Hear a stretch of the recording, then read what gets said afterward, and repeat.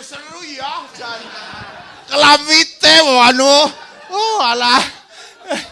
Untunge be anu suarane seru nek suarane senang-senang bahasa sing kepriwe. Nggih. Arep cerita mau bar pelatihan papat. Ini grup papat melakukan 7 macam pembuatan pupuk. Tapi dari review pembuatan pupuk, alhamdulillah kelompok papat semangat ya. Sukses ya. Kompak ya. Oh, luar biasa. Jadi karena kerja bersama-sama cepat rampung. Iya, kelompok papat cepat rampungnya Mbak Kayune mau ya melu seneng ya. Kayak viral, Mbak. Ya. Dari mulai pembuatan pupuk ini, yang pertama tadi tentang pembuatan ZPT MIC. Ya. Aja ditiru-tiru lah yuk. Ya. Lah ini setelah pembuatan gimana kelompok papat dan sekedelepol. Mas Solihin kalau Mas Taryono berdiri.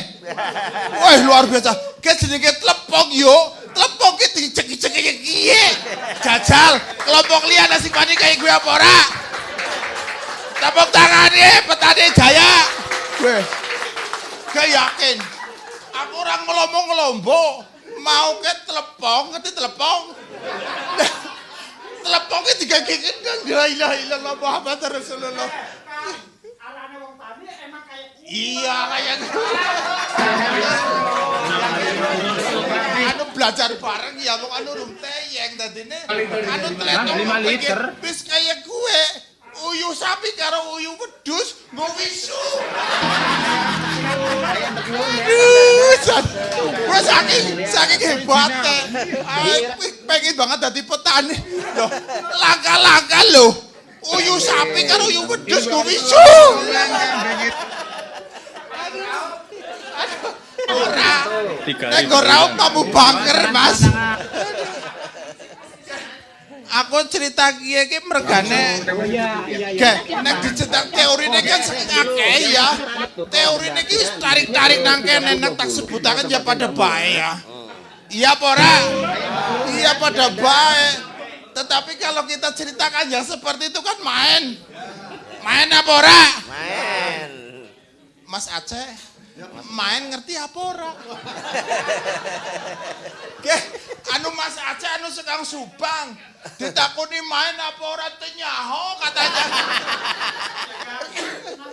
belajar aja melawan. Ora. Ora, maksudku ke waduh bar padang warek iki ya. Cerita sedikit ora apa-apa. Ya. Hiburan, Bok. Oke.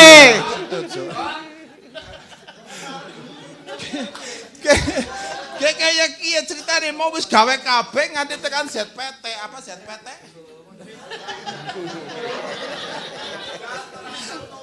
Ya wis oke. Man, terus Mbak Kayune kae sing mburi wis 30 tahun kok wani-wanine macul. Tepuk tangan untuk Mbak Kayune. Gue langkah-langkah Mbok umur 30 macul kayak luar biasa, nganti viral. Apa? Oh iya, masih 18 kok ya.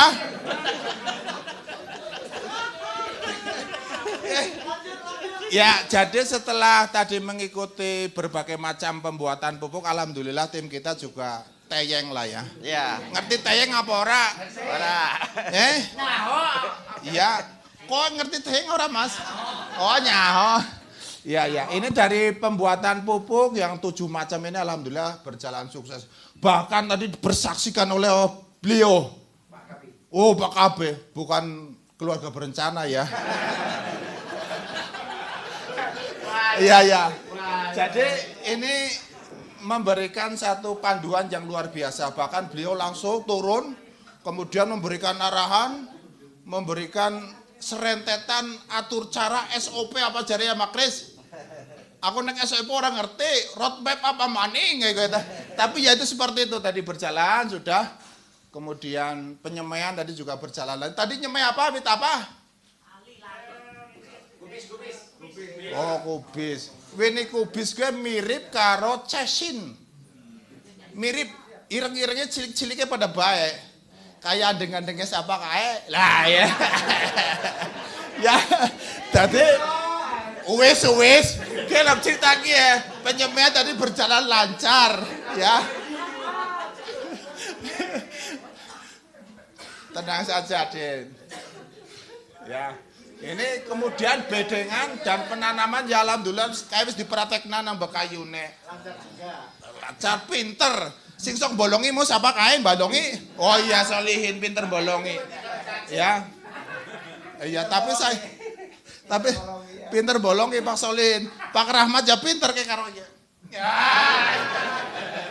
Ya, kemudian ini sawah buatan juga sangat menarik ya. Sayangnya sawah buatannya itu orang dingoni belut. Ngerti belut yuk? Oke, kunci sumur yang ngerti banget. Oke, sawah buatan ini menarik dan memang bisa kita terapkan di tempat kita. Lancar semua. Iya, lancar. Alhamdulillah orang kita kedungsa-dungsa pergane mudun. Kayak anu jero banget kan ah. Ibu-ibu kayak pada melayu kan cerantal gue. Ya. Kemudian ya nek orang ngerti cerantal ya jeridin lah. Kemudian media tanam, galon dan karung. Dia sih menarik ya. Ya, tapi menariknya ya kalian sudah mencicipi semua lah ya. Kepriwe carane gue kan, oleh nujus saya sing Solihin karo sapa mau Pak Salman kayak mau pada pinter banget. Tapi alhamdulillah berjalan lancar. Kira-kira diprakteknya nang omah teyeng apa ora? Teyeng apa ora? Iya, tepuk tangan untuk kalian semua. Wih. Ini calon petani yang kaya. Amin, amin. Mawon nggih. Nggih, terima kasih. Terima kasih. Amin. Amin. Wah, turun. Luar biasa, tepuk tangan.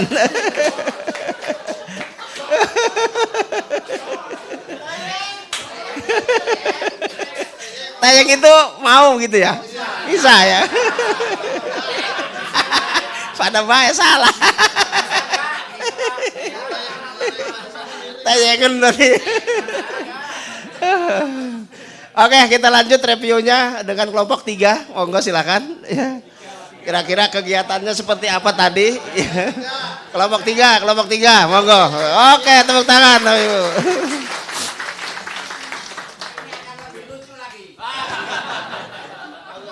Ya, yuk selamat malam. Kelompok 3 udah siap nih? Apa? Yel-yelnya? Saya agak lupa. Monggo, kelompok 3 berdiri dulu. Kelompok 3 pengen kelihatan wajahnya. Saya bilang petani BSM Mas Judi yang mimpin selanjutnya ya.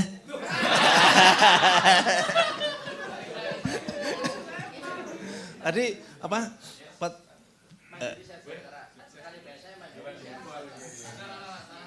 Tanah subur, petani makmur. Desa makmur. Oh ya. Belum menjiwai. Belum teyeng soalnya.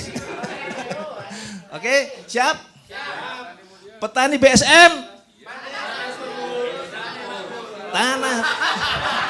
Ulangi. Belum lulus. Ya. Tanahnya subur. Indonesia makmur. Jadi seperti marsnya gitu, nyambung gitu kan. Ya. Oke, kita ulang lagi ya. Petani BSM. Indonesia makmur. Yes. Ya. Lumayan lulus. Oke, monggo. Ya, mungkin karena kedinginan nih jadi kurang semangat. Ya, ini tim 3 ini memang tim spesial karena sepertiga kekuatannya ini wanita-wanita ini. Ya. Jadi ada keberkahan sendiri bagi tim 3 ini sepertiga kekuatannya wanita-wanita jadi bikin bapak-bapaknya semangat. Jadi walaupun 10 orang tapi seperti 15 orang. Oke. Nah, ini dimulai dari pembuatan ZPT. Ini semuanya berjalan lancar, cuma tadi sedikit problem karena ada komposisi yang kurang pas karena pembimbingnya Pak Potro ini malah bingung sendiri, ini berapa ini ukurannya gitu. Ya, jadi kemudian tadi ada sedikit tanya sana sini, kemudian kita berjalan oke lancar, artinya semua proses ini sesuai. termasuk pada apa ini KCL ya, KCL yang ada karbit, yang ada karbit. Apa yang masih bingungnya apa saya catat ya? Kalau KCL tadi versinya Pak Potro itu nunggu karbitnya selesai. Selesai sampai selesai. Jadi barangkali kalau selesainya besok ya ditunggu besok gitu ngaduknya. Nah itu. Masalah KCL ya? Iya, Ya, KCL masalah tentang KCL. karbit. Oke, itu. Kemudian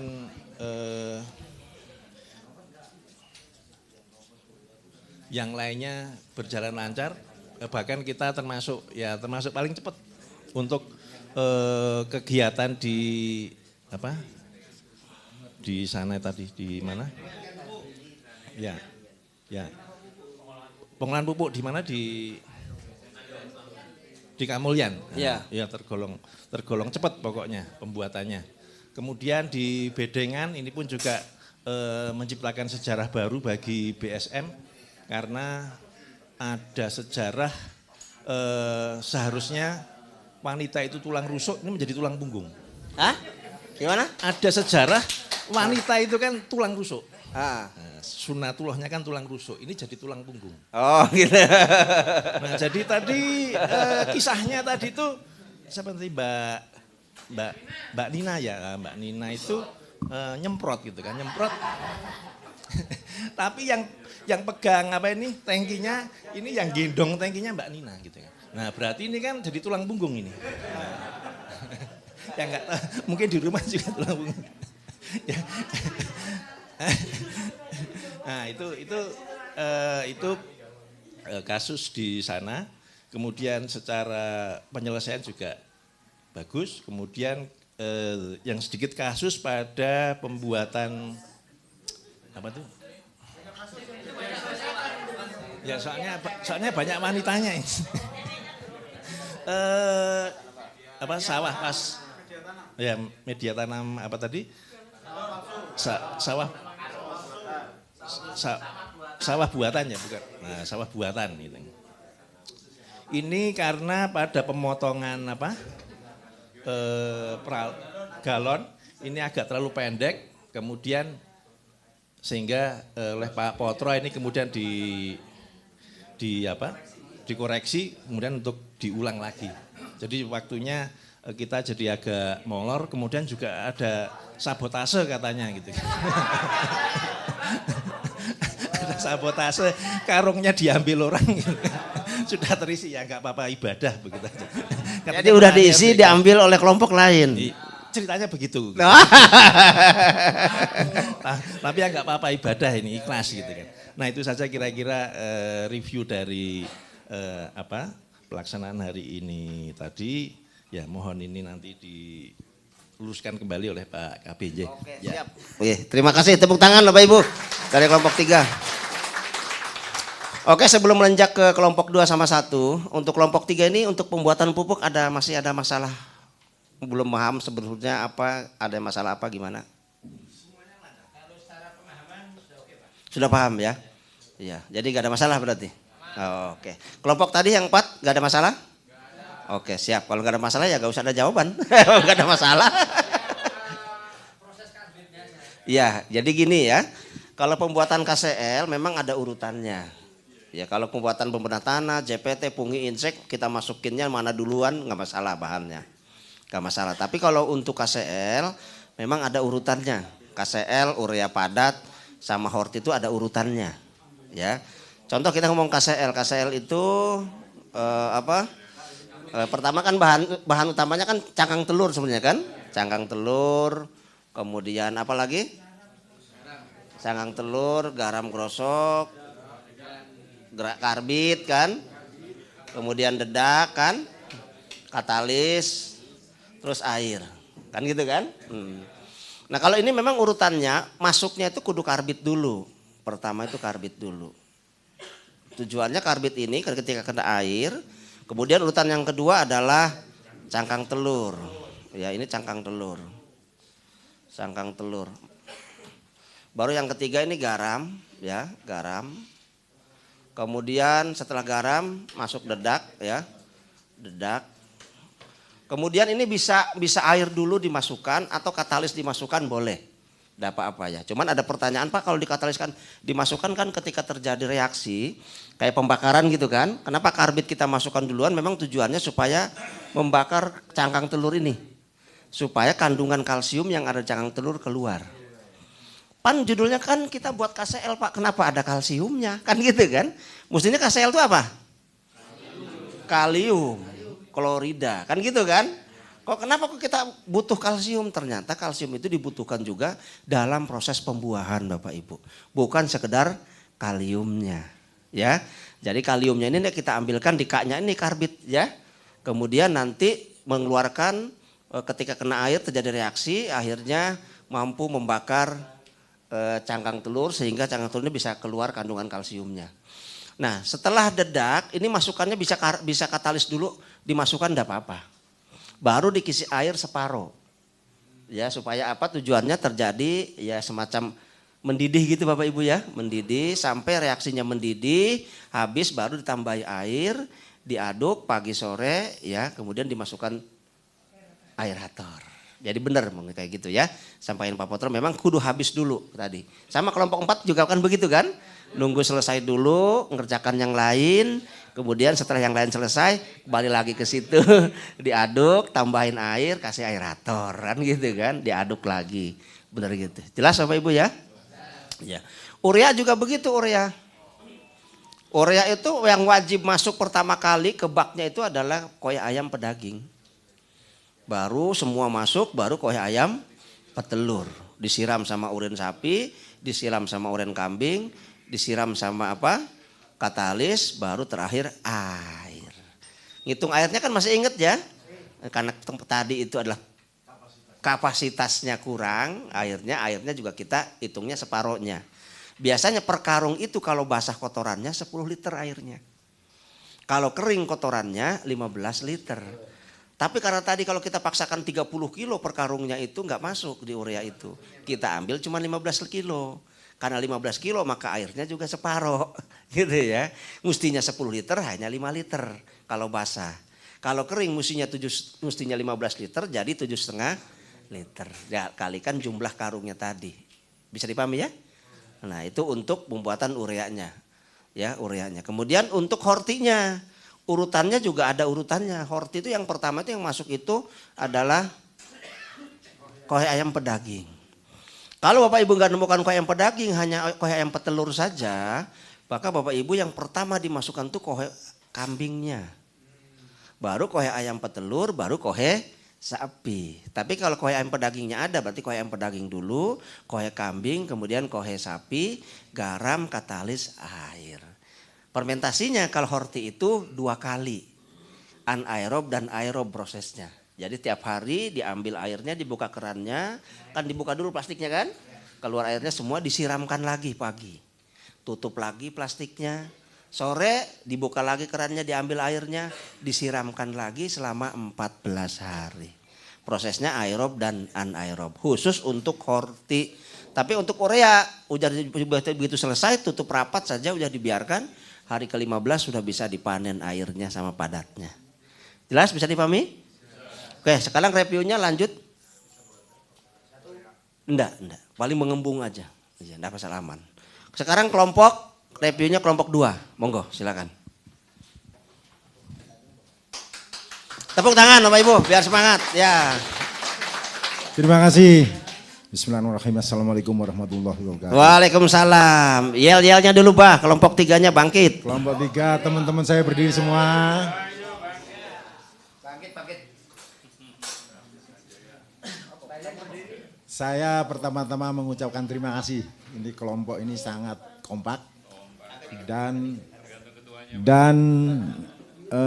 wajahnya bersinar semua Pak Kabir. Jadi tidak sekedar praktek, tapi kita juga diskusi bagaimana selanjutnya setelah pulang dari sini. Macam-macam cita-citanya. Tapi kalau saya ceritakan di sini akan habis waktunya. Jadi kita yel-yel dulu ya.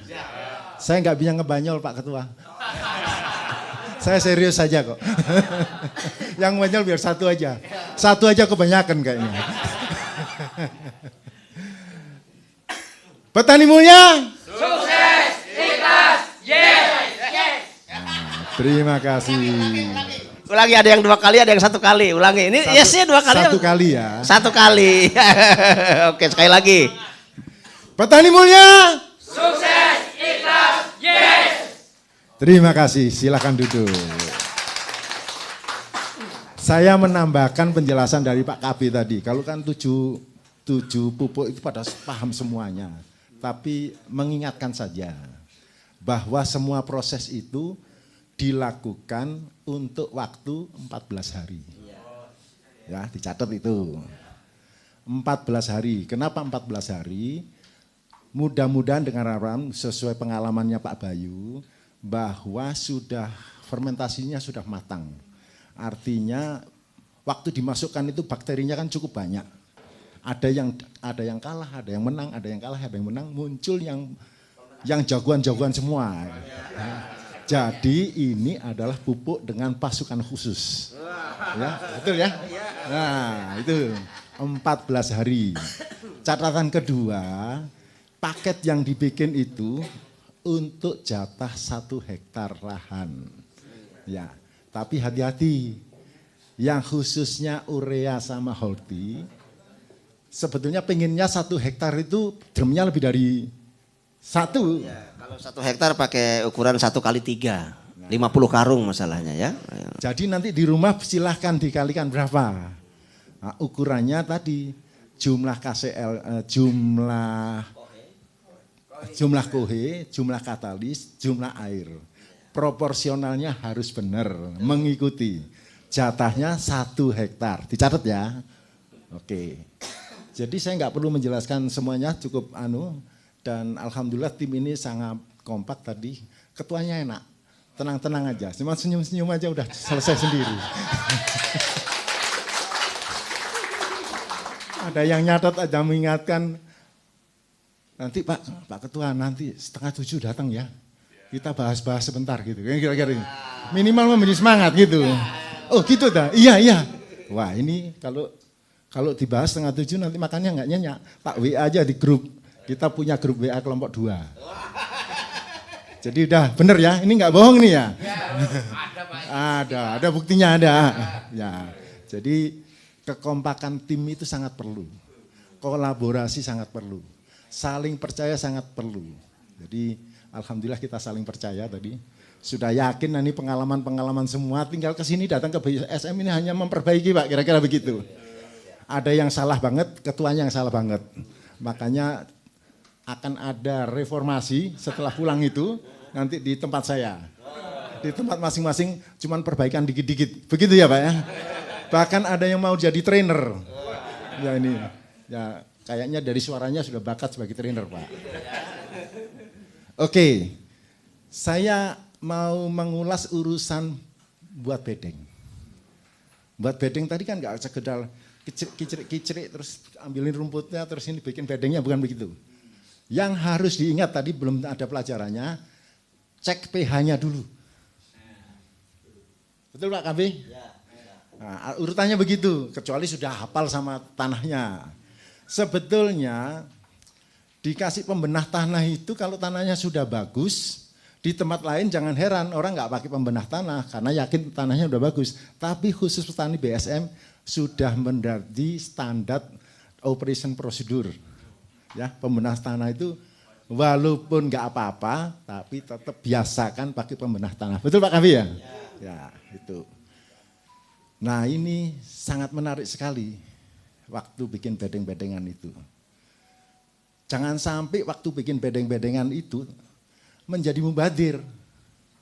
Sudah dibedengin, sudah ngikutin standar BSM, tapi nggak ada gunanya, bisa terjadi nggak? Misalnya kita berada di satu daerah, di satu wilayah atau sawahnya bapak-bapak semuanya ini, itu berada di dekat papringan. Papringan ngerti ya? Papringan kalau bahasa Jawa Timurnya barongan ya. Bambu-bambu itu sangat menyedot hara tanah. Biasanya sangat rindang Pak dia. Egois ini bambu ini. Jadi jangan sampai sudah dilakukan seperti prosedur ini ternyata nggak sukses juga. Nah ini khusus untuk dekat dengan wilayah Papringan, saya nggak bisa menjelaskan. Nanti kesempatan tanyakan ke Pak Bayu aja. Ya, betul ya? Oke, perlu ditambahkan lagi apa enggak Pak Kabi? Masih ada? Masih ada. Challenge-nya adalah sawah buatan. Nah, sawah buatan, kenapa muncul ide sawah buatan? Bapak-bapak nanti pulang, tanahnya nggak ada yang sama. Betul ya? Kondisinya nggak ada yang sama. Pada saat ketemu masalahnya masing-masing, misalnya wilayah saya punya di daerah Probolinggo dan Pasuruan. Pasuruan sama Probolinggo aja berbeda. Yang di Probolinggo itu di bawah Gunung Bromo. Tanahnya sangat purus. Oke? Tanahnya sangat purus karena bekas letusan gunung berapi, haranya sangat bagus. Kurang bagusnya adalah kalau disiram airnya cepat meresap. Ini tantangannya adalah membuat sawah yang kayak gimana, tanahnya bagus. Ya. Air kering, air itu kalau saya gali pakai bor, sudah saya lakukan, kedalamannya 90 meter. Ya. Kalau pakai listrik kan mahal. Nah ini tantangannya, kalau air hujan harus dimanfaatkan benar-benar. Makanya kayaknya bikin kolam ini harus Pak. Walaupun saya sudah punya mesin bor, kalau saya nyalain dengan listrik, biayanya larang.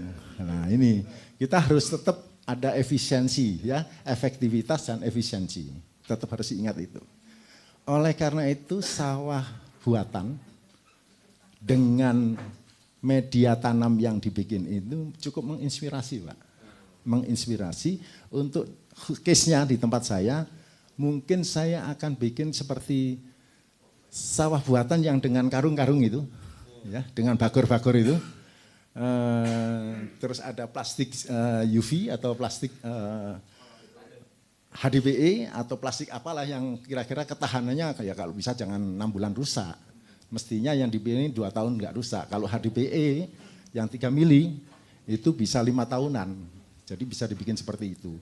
Mungkin kolamnya HDPE, tapi untuk yang sawah buatannya itu menggunakan plastik. Tadi ingat nggak lebarnya berapa? 1 meter. Wajib 1 meter. Ya, kira-kira gitu. Dan setiap 1 meter diisi 2 bagor toh? Diisi. Nah, kedalaman galian 25 sampai 30. Ketebalan air berapa? 10 cm, maksimum 15. Kalau bisa 10 cm saja.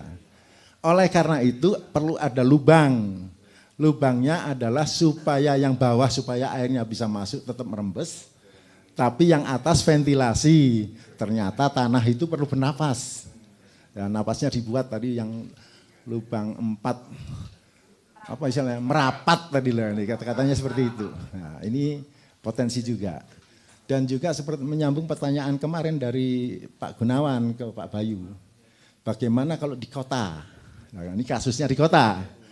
Dengan sawah buatan seperti itu tadi, ternyata memungkinkan bikin di atas dak beton, ya, dengan sawah buatan itu. Dibikin dengan plastik-plastik seperti dibuat seperti ini, tetap jarak 2 meter. Galengannya itu menggunakan bata ringan. Hebel dan jangan lupa selalu ada drainase untuk mengalirkan itu menggunakan pipanisasi untuk menjaga muka airnya jangan sampai luber. Ini termasuk yang kenapa ada drainasenya? Nah, ikannya lari kemana-mana. Kalau di atas dak ya lari di tempat kita ikannya mati. Tapi kalau di kolam yang di landed ya, land ya, itu yang di tanah, itu kalau hujan luber bisa ke tambaknya orang lain itu. Nah itu rugi, jangan sampai. Ya itu saya kira catatan dari kelompok 2, mudah-mudahan bermanfaat. Terima kasih, yel-yel lagi. Petani mulia. Terima kasih. Mantap, oke tepuk tangan. Terima kasih catatannya Pak. Ya, oke. Kita lanjutkan kelompok 1 ya. Berarti gak ada masalah untuk kelompok 2 ya. Paham semua, oke jelas. Silakan Pak.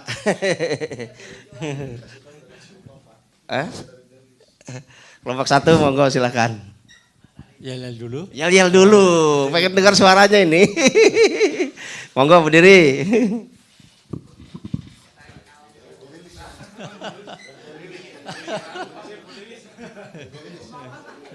Yel-yelnya unik ini Pak. Unik gitu. Oke, siap? Siap. 1, 2, 3, petani BSM. Yes.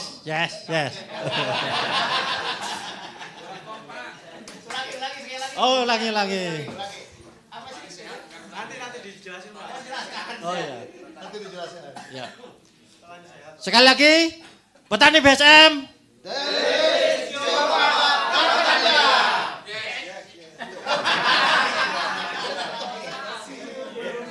Assalamualaikum warahmatullahi wabarakatuh. Terima kasih Bapak Ibu semuanya, malam yang berbahagia, penuh semangat, penuh harapan, doanya terkabulkan semuanya. Bapak Ibu semuanya, saya pertama terima kasih Pak, diberi tim muda-muda, jenius-jenius, pinter-pinter semuanya. Jadi saya sebagai ketua enak banget, tinggal leadership saya mainkan, bagi tim dan segalanya, kerja semuanya. Tapi spirit yang diberikan oleh Pak Bayu muncul, yaitu kerjanya adalah dilandasi tanggung jawab semuanya itu. Jadi proses membuat pupuk, 5-5-nya lancar, tanpa halangan, bahkan semuanya aktif. Poin-poinnya bukan hanya prosesnya, tapi karena ada yang sudah menguasai semuanya Pak, ke sana. Mas Inten, yang mandu kita semuanya. Dia menguasai semuanya, sehingga prosesnya kita kerjakan dengan baik. Lebih ke aplikasinya di lapangan, kita diskusinya lamanya seperti itu, aplikasi, dan 5-5-nya membuat pupuk tadi semuanya lancar, kita kuasai, dan waktunya juga tepat, nggak molor. Yang kedua, membuat bedengan juga kita ngerjain sedikit. Tadi ada kekurangan sedikit karena kita kurang dipandu dalam proses pengolahan, tapi setelah diarahkan langsung kita berjalan, dan penanamannya juga jalan, mulai dari proses untuk penyuburan tanah, pemulihan tanah sudah diajarkan dengan baik. Begitupun tahapan-tahapan memberi pupuknya, cara menanam, cara membuat lubang dan segalanya dipandu dengan baik dan sudah kita kuasai semuanya. Lihat tanah padi, istilahnya padi apa? Sawah buatan. Kita pelajari juga.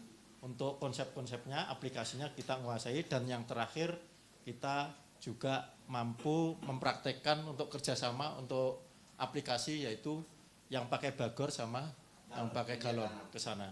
Kita bagi tugas tadi dengan baik. Kelebihan 2, kita sodakoh 2 ke sana itu. Tapi yang terpenting di tim 1 ini punya rasa tanggung jawab semuanya. Jadi pas pada waktu kerja itu punya inisiatif masing-masing, siapa yang motong, lubangi, siapa yang ngambil air, siapa yang ngambil tanah, itu tuh. Kami kerjanya bagi tugas saja Pak, dari awal sampai akhir itu loh. Jadi di tim 1 ini luar biasa, tapi untuk outputnya kami lihat ini nanti aplikasinya luar biasa Pak. Ada yang nanti benar-benar, ada yang di bisnis tentang bagaimana organik, ada sebagai motivator tentang pertanian, juga nanti ada yang fokus bagaimana membangun untuk keluarganya itu. Jadi masing-masing sudah untuk tujuan-tujuan yang diarahkan Pak Bayu itu sudah ditangkap, dan tentunya nanti akan menjadi duta-dutanya Pak Bayu, baik di keluarga, di masyarakatnya, termasuk nanti bisa diinovasi pengembangan-pengembangan bagaimana konsep yang di Pak Bayu ini bisa kita kembangkan, kita kolaborasikan di masyarakat, kita kembangkan dengan backgroundnya masing-masing, sehingga BSM akan semakin terkenal di Indonesia dan mendunia.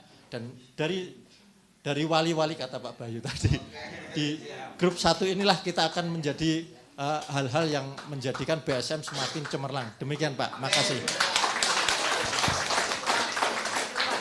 Oke Pak. Oh, maksudnya tadi apa yel-yelnya ya? Monggo. Ini orang BCA Pak. Orang BCA, oke. Pakai bahasa kidul kayaknya itu ya? Enggak, kita melihat di sini banyak disingkat-singkat semua kan. Kita juga ikut singkat-singkat juga gitu. Jadi di sini daily list itu adalah dengar, tulis, dan lihat. Ya, daily list. Nah, daily list ya. Gini ya. Daily list. Lihat dan tulis. Lihat. Kenal, lihat dan tulis. Nah, terus kemudian Apaan tuh ya? cium papa itu kan mencium juga kan? Cium papa. Ya. Kan ininya cewek. Cium apa itu mencium dan pas.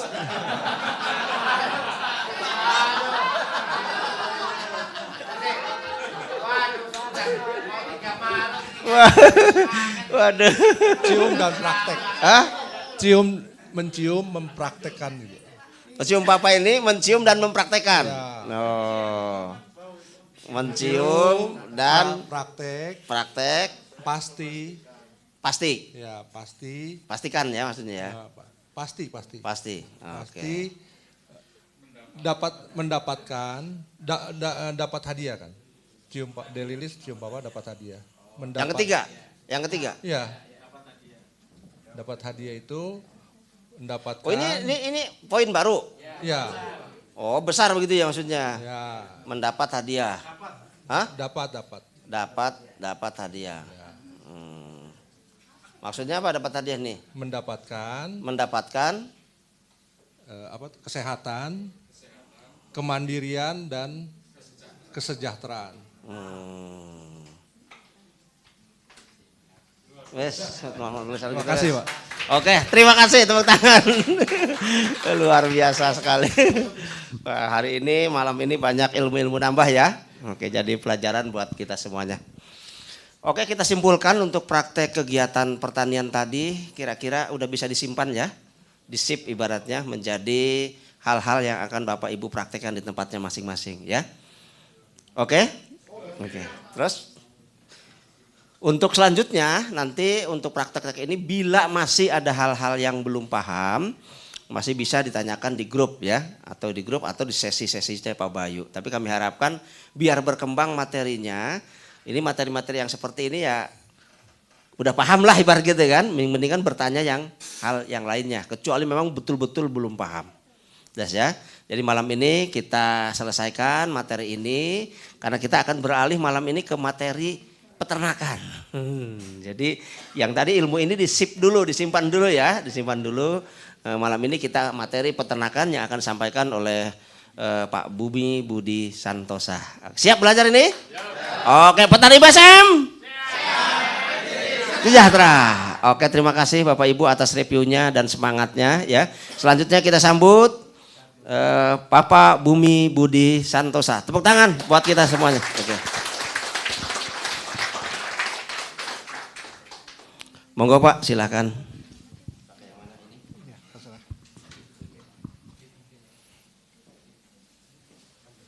Oke, terima kasih Pak KB. Selamat malam Bapak Ibu. Ya, mudah-mudahan tetap semangat. Ya, malam ini kita belajar tentang peternakan. Jadi malam ini kita belajar tentang unggas.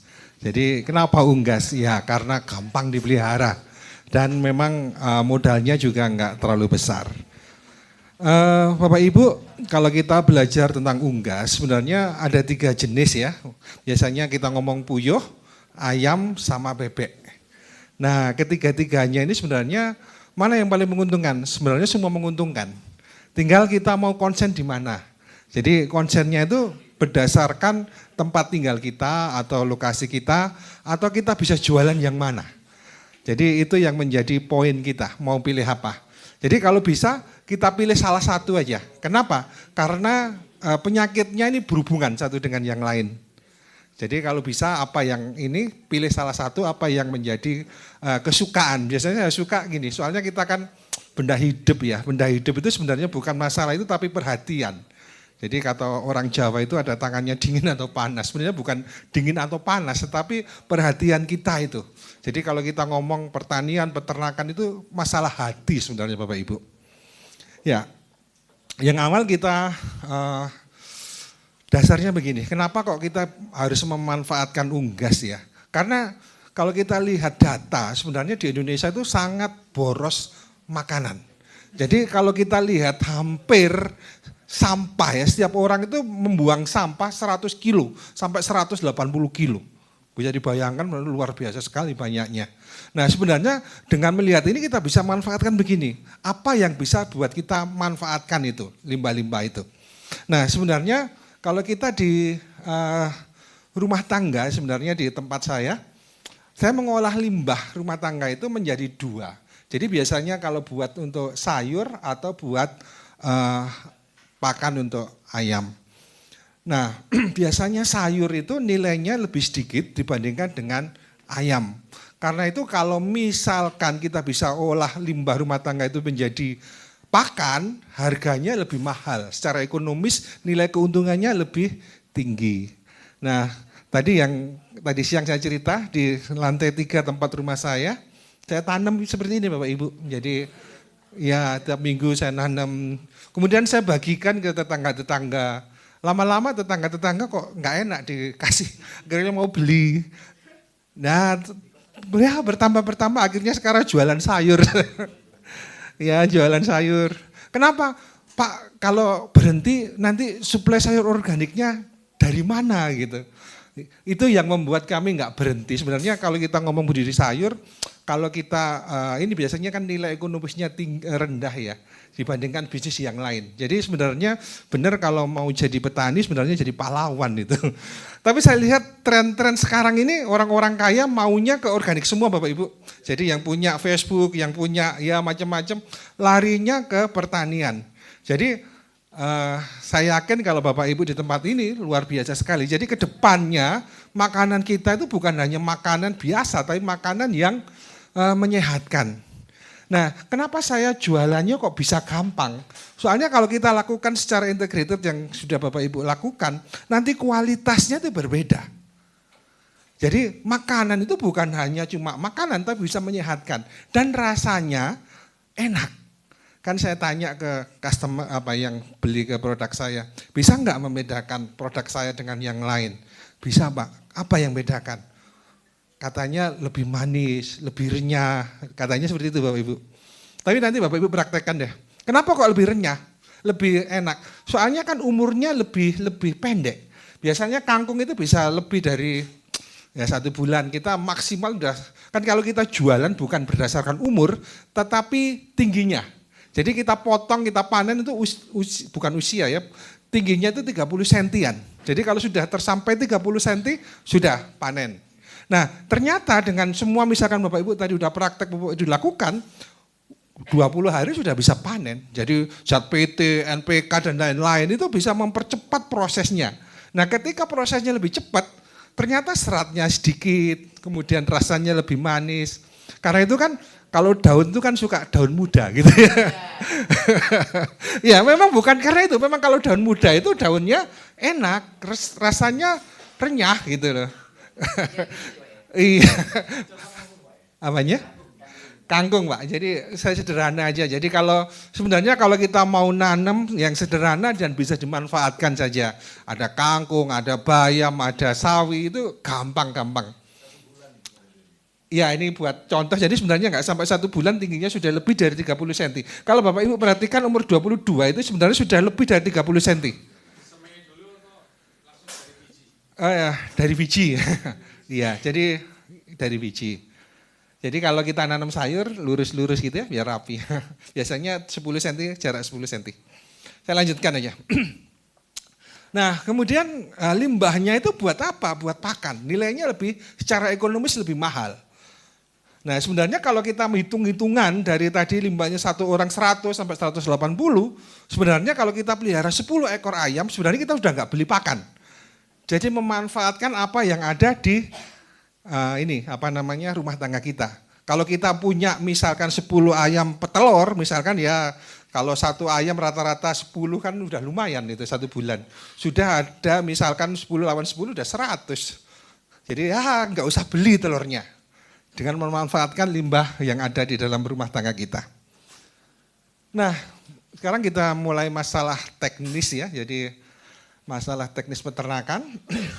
Jadi keberhasilan di bidang peternakan itu ada 3 pilar. Jadi yang pertama adalah pakan, kemudian bibit, sama manajemen. Jadi 3-tiganya itu harus berhasil. Kalau salah satu aja kita nggak tepat, hasilnya kurang optimal. Jadi kalau kita ngomong, ya kalau pakan nanti jenisnya apa, formulanya bagaimana, pengolahannya bagaimana, pemberiannya gimana, penyimpanan, nah itu. Nah mungkin besok kita bicara lebih dalam tentang pakan ini, karena lebih spesifik. Soalnya kenapa? Pakan ini kalau kita di peternakan itu ada istilahnya gini, seperti pedang yang tajam gitu. Jadi kalau kita nggak siap pakan, kita cuma pengen pelihara dan pakan, iya rata-rata rugi Bapak Ibu. Ya katanya kalau orang peternakan bisa makan sepeda motor, bisa makan mobil, bisa makan lain-lain. Kenapa? Pakannya nggak siap. Karena itu kalau keberhasilan, karena integrated farming itu utamanya adalah di pakan Bapak Ibu ya. Kalau Bapak Ibu perhatikan, kalau di misalkan pertanian di pupuknya, kalau di peternakan di pakannya. Nah kemudian kita nanti belajar masalah breeding sama manajemen malam ini. Nah ini semuanya harus bagus. Jadi kalau bibitnya ya harus yang bagus. Kenapa? Kalau sudah rugi waktu, rugi tenaga, waktunya sama ya cari bibit yang bagus. Kemudian juga manajemennya juga yang bagus supaya hasilnya optimal. Ya, jadi kenapa ini pilih salah satu aja, puyuh, bebek atau ini, soalnya sebenarnya modalnya juga nggak terlalu besar. Nah kemudian harga jualnya ini relatif lebih tinggi dibandingkan dengan ayam broiler atau ayam potong. Nah ayam kampung ini bisa diundur panennya, beda dengan ayam broiler. Jadi ayam broiler itu nggak bisa diundur. Jadi kalau besok itu kita ngomong begini, pakan itu gunanya untuk hidup pokok sama untuk produksi. Nah hidup pokok itu artinya begini, cuma dia hidup tanpa ada produksi. Nah umur di atas 43-45, ya terlalu banyak makannya itu cuma hidup pokok, bukan produksi. Iya, akibatnya percuma kalau dikasih makan, karena itu harus dihentikan. Lama-lama dipelihara rugi. Beda dengan ayam kampung maksud saya. Jadi ayam kampung ini sebenarnya modalnya juga nggak terlalu besar. Jadi ya sesuai dengan kemampuan kita dan sebenarnya mudah dipelihara. Kalau mungkin ada ilmu 10 ekor jadi miliarder, sebenarnya dulu nggak sengaja Bapak Ibu kalau di rumah itu kan rumah kami di desa. Jadi pelihara ayam ya berapa pasang gitu, ternyata 1 tahun jumlahnya lebih dari puluhan, 30-40. Padahal nggak usah dikasih makan, dipelihara. Cuma di tempat kami ada pagar ya keliling, jadi dia nggak ke rumah tetangga atau ayam tetangga masuk, jadi relatif lebih aman. Nah yang pertama adalah puyuh. Puyuh ini paling cepat di antara yang lain. Kenapa? Dia sudah mulai bertelur, umur 42-43 hari sudah bertelur. Jadi cepat sekali. Nah kemudian juga pemeliharaannya biayanya rendah sebenarnya. Jadi kalau kebutuhan pakannya cuma kecil ya, memang ternaknya kecil jadi kebutuhannya kecil. Nah produksi telurnya lumayan tinggi, antara 250 sampai 300 butir per tahun, ini termasuk tinggi. Ya, kemudian juga kepadatannya tidak luas. Nah ini biasanya puyuh ini cocok kalau kita di dekat perkotaan dan lahan kita nggak begitu luas. Kenapa? Kandangnya bisa ditingkat. Bisa tingkat 3, tingkat 4 tergantung kita mau tingkat berapa. Nah ini contoh-contoh aja, jadi misalkan kandang bisa kita model seperti ini, atau yang sudah jadi, sudah ada bisa beli, model seperti itu, buat gambaran saja. Nah ini sebenarnya ini, jadi saya ngomong telur puyuh itu istimewa. Jadi kolesterolnya paling tinggi. Jadi ini kebetulan, jadi kalau kita lihat telur puyuh kolesterolnya paling tinggi di antara yang lain. Jadi kolesterolnya hampir 3.640. Jadi kalau orang-orang yang mempunyai sakit kolesterol dilarang makan. Ya, jadi puyuh ini istimewa. Tetapi telur puyuh ini mempunyai khasiat yang banyak. Jadi yang pertama ini, jadi sumber protein. Jadi proteinnya tinggi, lebih tinggi sedikit dibandingkan ayam kampung. Nah, yang kemudian yang kedua adalah telur puyuh ini adalah sebagai nutrisi otak. Jadi ya, jadi gini, kolesterol itu sehat menurut siapa? Umur berapa? Ya. Memang telur puyuh itu dilarang kalau orang kena kolesterol. Tetapi kalau orang nggak kena kolesterol, dengan makan yang cukup, biasanya 3 butir per hari, itu bisa meningkatkan nutrisi otak kita. Jadi terutama misalkan untuk adik-adik bayi atau anak-anak yang masa pertumbuhan, nutrisi otaknya jadi lebih terpenuhi dengan adanya telur puyuh ini.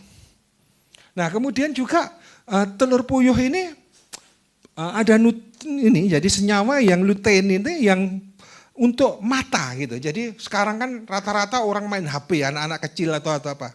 Jadi sebenarnya salah satu untuk mencegah sakit supaya nggak kena radiasi, konsumsi telur puyuh. Ya, telur puyuh ini karena kolesterolnya tadi ya. Jadi kolesterol itu kan menurut pandangan siapa nggak sehat. Tetapi kalau untuk anak kecil, kemudian orang yang kena sakit itu sangat sehat. Nah kemudian juga telur puyuh ini ya anti kanker. Jadi ini berdasarkan penelitian ya. Jadi telur puyuh ini mempunyai keistimewaan. Jadi salah satunya adalah memiliki zat anti kanker. Nah jadi sarannya begini.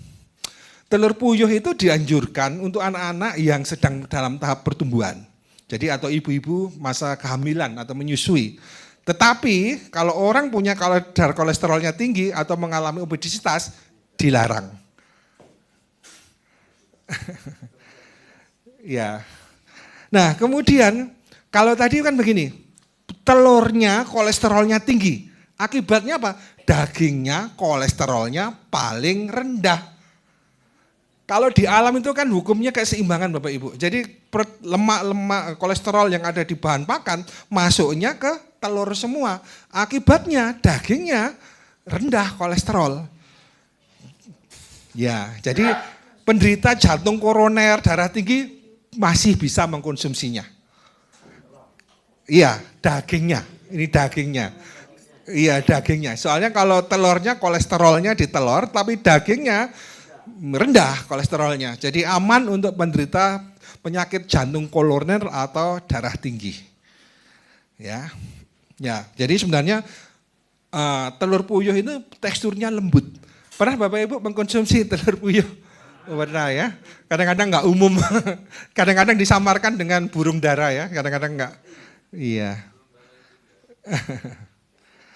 Nah ini ya cuma kandungan aja. Nah sekarang ayam kampung. Ayam kampung itu kalau kita punya lahan yang lebih luas dibandingkan misalkan puyuh tadi.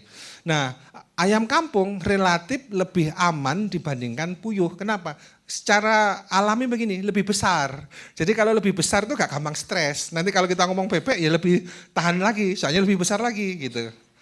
Puyuh itu gampang stres. Jadi kalau kadang-kadang yang pelihara beda atau terlalu banyak suara dan lain-lain kadang-kadang juga stres.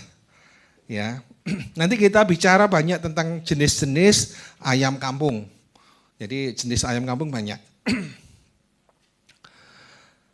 Nah, jadi lompati aja nanti kita ngomong jenisnya ya. Jadi yang pertama yang kita sarankan adalah ayam pelung ya.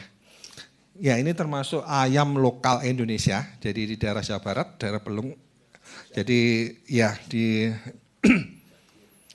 Cianjur dan sekitarnya, jadi Pelung. Jadi ini istimewanya sebenarnya pertumbuhannya cepat. Jadi untuk daging juga bagus. Jadi bobot ayam pelung itu kalau dewasa bisa mencapai 5-6 kilo. Besar ya, besar. Kalau betinanya biasanya 3 kilo lebih. Jadi memang besar. Jadi kalau kita mau budidaya untuk daging biasanya kita pilih yang besar-besar. Tapi kalau kita mau fokusnya ke telur, pelihara yang kecil-kecil gitu. Makanya biar sedikit yang dihitungkan telurnya katanya gitu. Nah kemudian ada namanya ayam kedu. Ya salah satunya ada yang kalau hitam semua ada ayam cemani. Jadi ayam kedu ini juga termasuk jenis unggul. Jadi dia biasanya panen umur 2 bulanan. Sudah bisa mulai panen. Jadi bobotnya antara 900 sampai 1 kiloan kalau udah ini ya. Nah kemudian juga saya tadi lupa ya. Jadi nanti kalau ini kan materi dibagikan ya. Nanti ada namanya FCR. FCR itu pakannya berapa jadi dagingnya berapa. Jadi feed konversinya. Jadi kalau misalkan kalau ayam kedu 3,74 artinya gini. 1 kilo daging terbuat dari 3,74 0,74 kilo pakan gitu. Jadi semakin kecil FCR semakin baik. Jadi semakin efisien. Jadi nanti setiap jenisnya ada FCR-nya berapa, itu berapa, umur panen berapa. Nah itu cara menghitung kita. Jadi kita bisa kira-kira pakan kita habis berapa gitu ya. Ya. Kemudian ada namanya Sentul. Nah, ya daerah Jawa Barat. Jadi Ciamis ya, daerah Ciamis Jawa Barat. Ini juga mempunyai salah satu jenis unggul yang ada di Indonesia. Jadi ini masih alami ya, belum percampuran, belum dikawinkan. Nah ini bisa Bapak Ibu kawinkan sendiri, dikawin-kawin gitu aja, nggak apa-apa.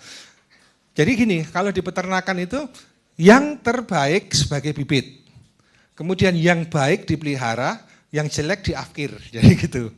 Jadi di kandang itu nggak ada yang jelek. Jadi sebelum besar, afkir dulu.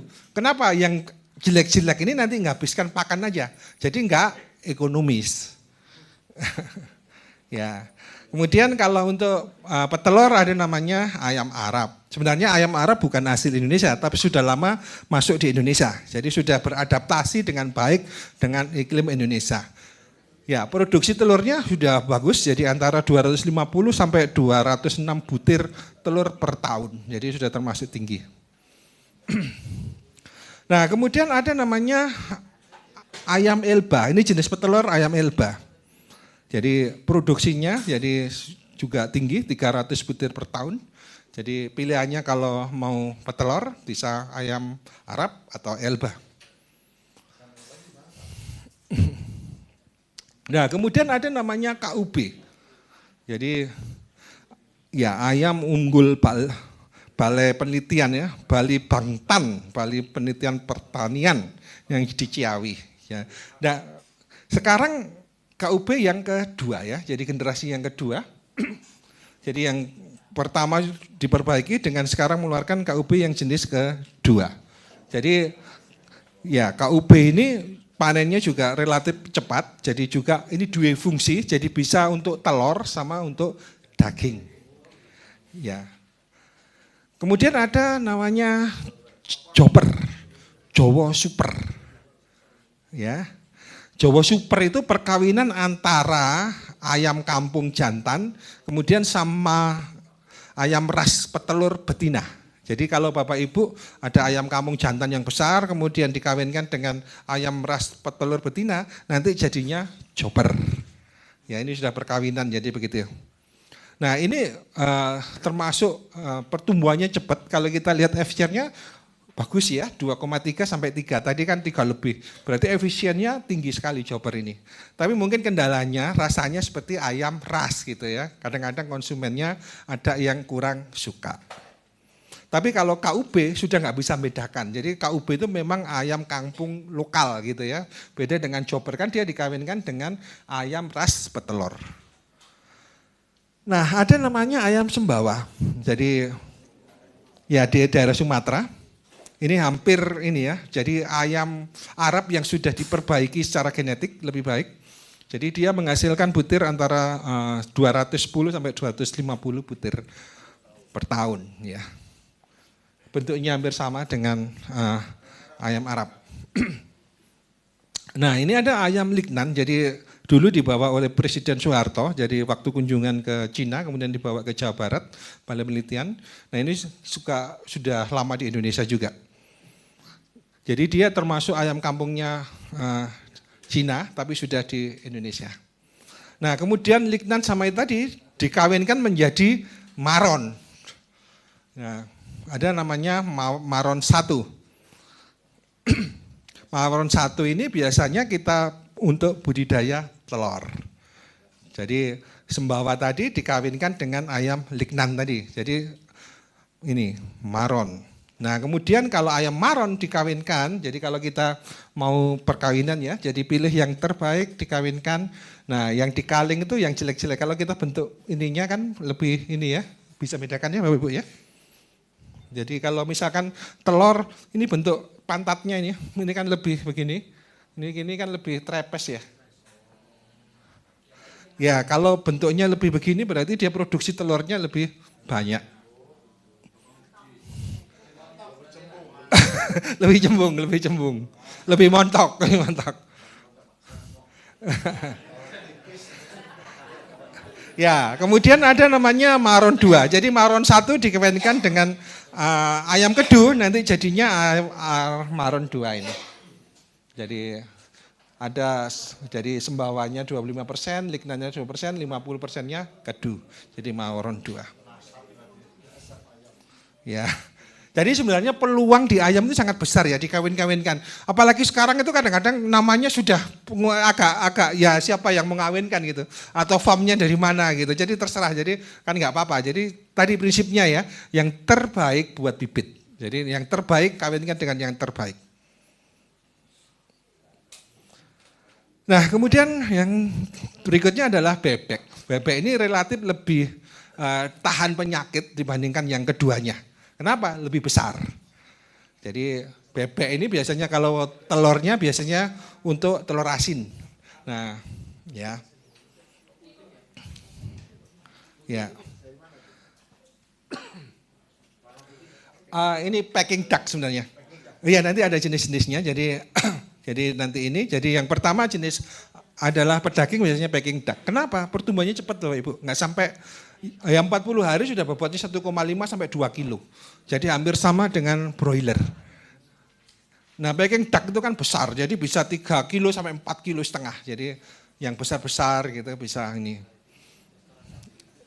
Ya, packing duck. Nah kemudian ada namanya mentok. Nah mentok ini lagi ngetren juga Bapak Ibu. Dan sebenarnya mentok ini hampir nggak ada penyakitnya. Dilepas saja kadang-kadang di sawah atau apa.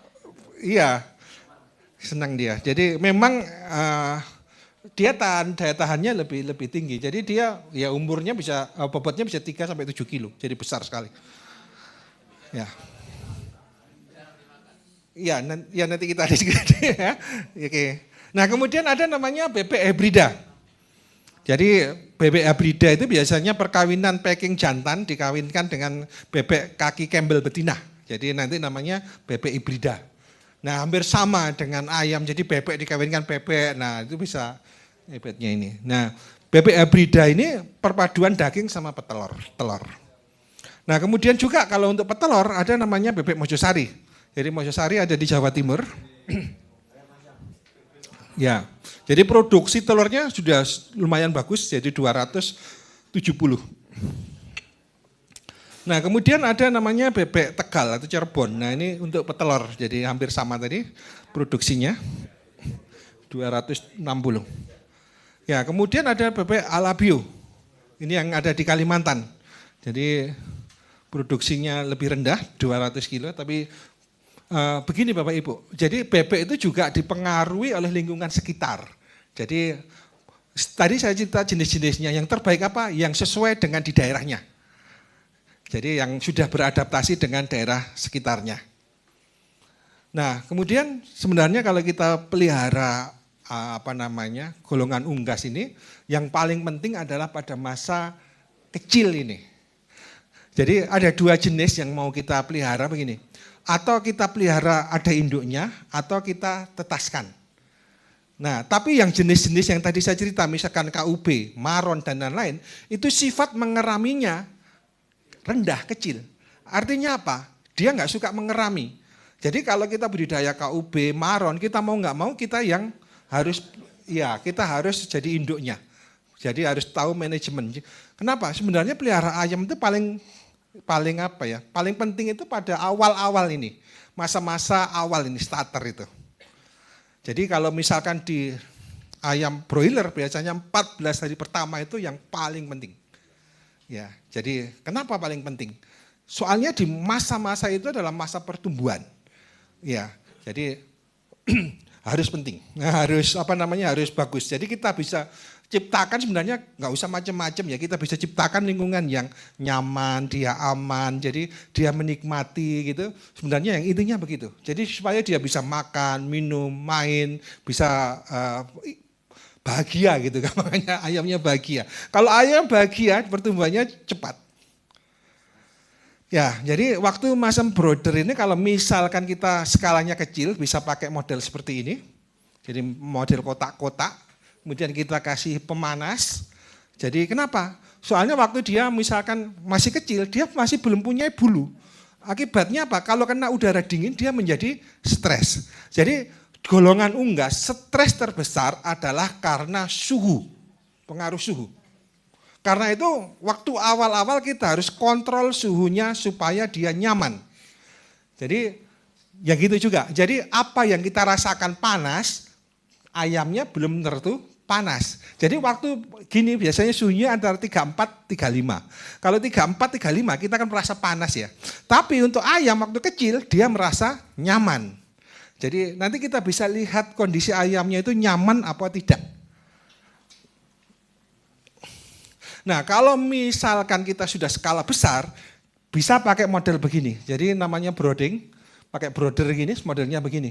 Biasanya kita pakai seng. Kenapa pakai seng? Untuk perluasannya gampang. Tinggal biasanya seng dengan panjang antara 14 sampai 15 meter. Kemudian diameter awal biasanya kita pakai 3 meter. Kemudian populasinya biasanya antara 700 sampai 1000-an kalau kita sudah skala besar. Nah, kita tata seperti ini. Kemudian untuk kalau sudah besar, biasanya kita kasih kanan kirinya ini kalau kita perhatikan ada tirai. Kenapa? Supaya supaya rapat gitu. Jadi suhunya itu stabil. Jadi hampir sama prinsipnya seperti di mesin tetas, supaya suhunya stabil. Kalau suhunya stabil, dia nyaman. Karena stresnya suhu tadi yang pertama. Ya, jadi seperti ini. Jadi kalau misalkan pakai listrik gampang, kasih termostat saja. Jadi kalau dia kepanasan dia mati. Tapi kalau misalkan biasanya kalau sudah skala besar ini nggak pakai listrik, biasanya pakai LPG. Nah kalau pakai LPG, kalau misalkan dia kepanasan ya kita angkat. Kalau dia kedinginan kita turunkan. Jadi pemanasan bisa naik turunkan gitu ya. Nah jadi masa brooding ini sebenarnya paling penting. Jadi hampir sama kalau kita istilahnya kalau kita punya bayi gitu ya. Nah malah ini kalau ayam kalau untuk broiler, standar kalau di broiler itu malah ketat lagi. Pemberian makannya bisa 2 jam, 3 jam sekali. Gampangannya kita ngajari ayam itu makan. Jadi sedikit-sedikit ternyata ada ini, kalau sedikit-sedikit mereka berebut. Seperti kita ya sebenarnya, kalau sedikit-sedikit berebut, kalau banyak enggak direken. Ayam juga gitu, kalau kasih makannya harus sedikit-sedikit. Jadi sedikit-sedikit dipaskan 3 jam harus habis. Nanti dibersihkan, kasih makan. Tapi ini pemberiannya cuma 2 hari, 3 hari. Jadi ngajarin ayamnya makan. Jadi dia dirangsang supaya dia makan terus. Nah karena itu waktu kecil ini pengaruh lampu juga pengaruh. Jadi waktu kecil pengaruh lampunya harus terang. Supaya dia jelas makannya gitu. Kalau redup, ngantuk gitu. Apa? Iya ini pemanas pakai infrared. Ntar, nah ini ya. Nanti kalau ada pertanyaan nanti biar enggak ini. Jadi kalau kita lihat ayam itu nyaman apa enggak, kita lihat dari komposisinya. Kalau yang di atas itu berarti ayamnya kedinginan, dia ngumpul. Kemudian kalau yang sebelahnya minggir dari pemanas, biasanya pemanas kan di tengah. Kepanasan, dia minggir. Nah yang ideal yang sebelah kiri bawah, kanan kiri bawah ya. Itu yang ideal. Nah kalau ada angin atau ada hewan predator, biasanya ayam itu seperti yang di pojok itu. Jadi kita tahu, wah ini kena apa, ada apa gitu, tahu dari lihat-lihat ininya aja udah kelihatan. Nah tugas kita supaya ayam itu nyaman, jadi dia nyaman, nggak panasan, nggak kedinginan.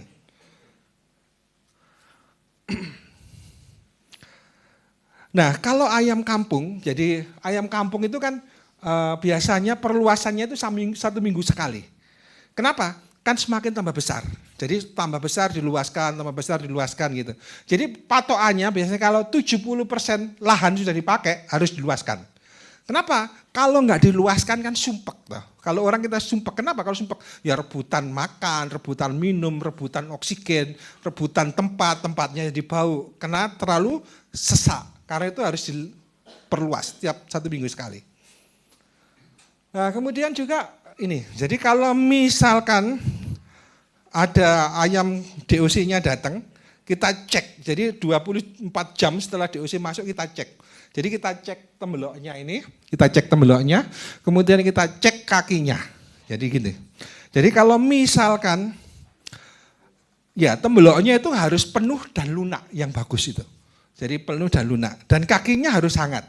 Kalau misalkan, kemudian jika dikontrol suhunya, jadi suhu di dada itu dilihat, kering apa enggak, pusarnya, kemudian kloakanya itu basah apa enggak. Nah itu biasanya berhubungan dengan kesehatan ayamnya. Nah kalau misalkan tembloknya kosong, nafsu makannya jelek, mengapa? Nah kita harus evaluasi, kenapa kok dia makannya enggak mau? Apakah cahayanya kurang, atau terlalu panas, atau terlalu padat, atau liternya jelek, atau tempat makannya kurang, atau dia stres atau sakit, atau penyebaran tempat makannya nggak bagus. Jadi itu mesti ketahuan tuh, kenapa kok dia makannya kurang. Nah kemudian kakinya dingin, kenapa? Nah ya kenapa? Apa waktu bongkar terlalu jauh atau apa macam-macam. Jadi kita bisa lihat penyebabnya, kenapa kira-kira itu. Jadi kita harus evaluasi terus. Nah kalau misalkan kakinya dingin, tembloknya kosong, itu dampaknya apa? Jadi banyak yang diafkir nanti, jadi di kaleng itu diambil yang jelek. Jadi nanti banyak yang diafkir. Kenapa ya? Tadi waktu manajemen awal kita kurang baik. Jadi biasanya kematiannya juga tinggi. Kematiannya tinggi. Nah kemudian keseragamannya menjadi jelek. Ya, keseragamannya jelek. Nah pertumbuhannya juga biasanya kalau itu tadi terjadi lambat. Jadi sebenarnya pelihara ayam itu mulai dari awal sudah kelihatan dari tadi caranya tadi. Nah kenapa masa kecil, masa starter itu sangat penting. Jadi ada namanya perbanyakan sel. Perbanyakan sel itu 2 jadi 4, 4 jadi 8, 8 jadi 16 itu perbanyakan sel. Ini terjadi kalau untuk ayam broiler 2 minggu awal. Nah ini, dan tidak bisa diperbaiki. Karena itu, waktu awal-awal harus benar-benar manajemennya harus bagus. Yang tadi, terutama stres suhu tadi. Jadi stres suhunya itu harus benar-benar nggak ada, supaya dia makannya baik. Kalau makannya baik, pembelahan selnya banyak. Nah setelah 2 minggu ke atas, baru pembesaran. Nah pembesaran, karena itu 2 minggu awal harus benar-benar berhasil. Jadi kalau 2 minggu awal kita gagal, nah kedepannya berat untuk memperbaikinya. Nah biasanya kandang ayam bisa model postal gini, seperti di lantai gini. Jadi kita pakai sistem liter atau sistem panggung. Jadi terserah mau pilih yang mana. Kalau sistem panggung biasanya kalau yang sekarang itu bawahnya dikasih makot. Untuk ayam-ayam petelur atau apa-apa biasanya dikasih makot bawahnya. Jadi kalau liter ya ada plus minus ya, semua ada plus minusnya. Nah kalau sistem bertingkat, jadi misalkan hampir sama seperti puyuh, jadi ayam juga bisa ditingkat, cuma agak tinggi, jadi antara 70-80 cm, jadi ayamnya enggak kejeduk. Ya. Jadi sebenarnya yang di ayam itu yang paling penting adalah program sanitasi ya, jadi kebersihan. Jadi pencegahan itu lebih penting dibandingkan mengobatin. Nah salah satu programnya adalah sanitasi kandang. Jadi kebersihan kandang harus bersih, lingkungannya harus bersih, peralatannya harus bersih, kemudian sinar matahari juga bisa kena dikit-dikit di kandang. Nah untuk di daerah tropis, pembuatan kandang itu maksimal kalau kita kandang terbuka ya, antara 6 sampai 8 meter lebarnya, panjangnya terserah. Jadi kalau kita mau bikin kandang,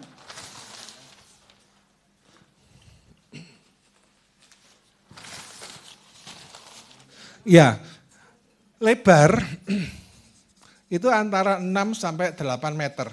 Kemudian arahnya kalau bisa timur ke barat atau barat ke timur ya. Jadi mataharinya nanti kan di tengah-tengah sini. Kenapa? Sinar mataharinya nggak langsung masuk ke dalam. Kalau sinar matahari masuk ke dalam nanti stres suhu tadi terlalu tinggi. Jadi harus timur barat, kemudian lebarnya antara 6 sampai 8. Ini hubungannya dengan sinar matahari sama sirkulasi udara. Jadi sebenarnya kandang itu yang bagus itu tidak bau. Kalau kandang itu bau, biasanya sirkulasi udaranya nggak lancar. Jadi kalau gini kandang terbuka ya, jadi kalau kita masuk kandang dan bau, itu mesti lembab, mesti basah. Kalau lahannya kandangnya kering, biasanya relatif tidak bau. Nah, supaya enggak ini lancar ya 6 sampai 8 meter ini. Sinar matahari masuk, agak masuk enggak langsung, tapi ventilasi udaranya juga baik. Nah, sirkulasi udara jadi ini.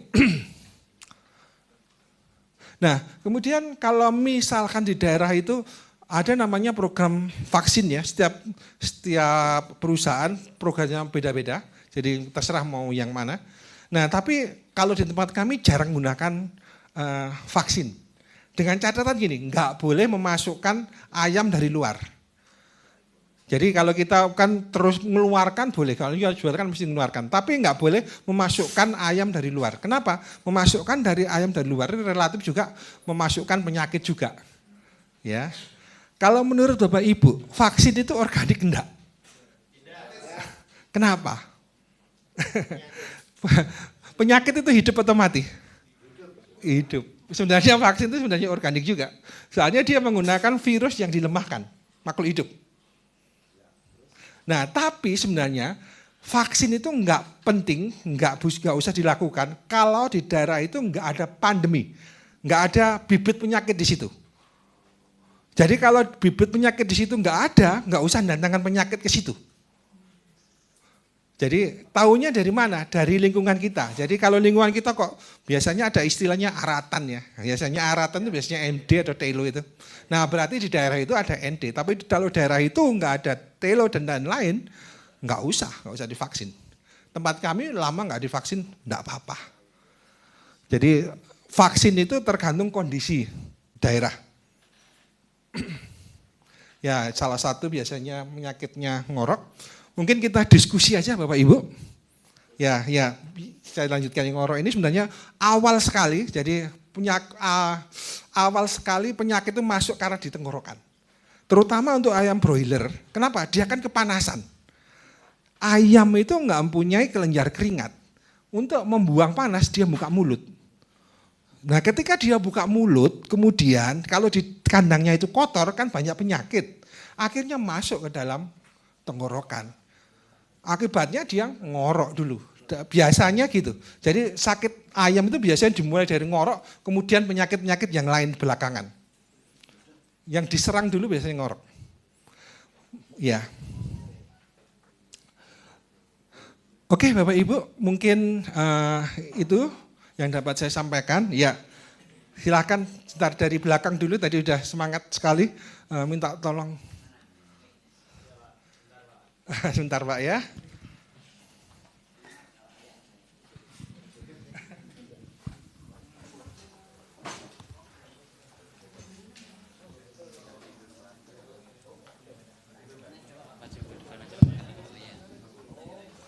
Mohon izin Pak Budi bertanya. Menarik tadi tentang peternakan ayam. Saya sudah 2 tahun ini berternak ayam. Tahun pertama kita gagal, mati kena pandemi. Yang kedua alhamdulillah udah menemukan metodenya walaupun semi Pak Bayu ilmunya, nyuri dari YouTube. Alhamdulillah tahun kemarin nggak mati, 150-an nggak mati. Pertanyaan saya gini, kami masih punya kendala karena kalau untuk yang dewasa sudah bisa kita atasi makanan tanpa beli. Kita punya sayuran yang penuh di kebun, macam-macam, kemudian limbah warung makan. Sehingga kombinasi dari itu udah cukup. Nah yang jadi pertanyaan saya adalah yang kecil-kecil, DOC. Turunan atau anakan dari, itu kan belipur Pak saya. Jadi belum bisa cara makannya yang organik seperti apa. Nah, tolong diberikan pencerahan bagaimana untuk memberikan makan buat DOC itu. Terima kasih. Ya, masa starter, jadi masa kecil. Baik, saya jawab aja biar nggak lupa, saya gampang lupa. Ya, jadi sebenarnya tadi ya, kenapa nanti kalau besok kita belajar masalah pakan, memang nanti kita bedakan ayam kecil sama ayam besar. Tadi kalau Bapak Ibu perhatikan 2 jadi 4, 4 jadi 8, 8 jadi 16 pemesanan sel, ternyata itu membutuhkan pakan yang kualitasnya tinggi. Jadi protein waktu dia pertumbuhan selnya meningkat tadi sebenarnya harus ditunjang sama makanan yang bagus. Karena itu keberhasilan kadang-kadang kalau di pelatihan atau takut nanti nggak bisa buat pakan, ya sudah beli pakan gitu, kadang-kadang gampangannya. Tapi sebenarnya Bapak Ibu bisa buat sendiri. Jadi besok saya ajarin bagaimana membuat pakannya itu. Nah, waktu ayam kecil ini biasanya proteinnya lebih tinggi Bapak Ibu. Jadi kalau ayam besar misalkan proteinnya cuma 15 sampai 17, ayam kecil kampung bisa 19 sampai 20.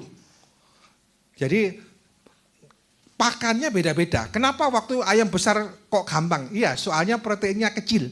Nah, karena itu besok kita belajar tentang pembuatan pakan itu. Caranya apa? Yang kandungan bahan proteinnya harus banyak. Jadi besok bisa kita hitung.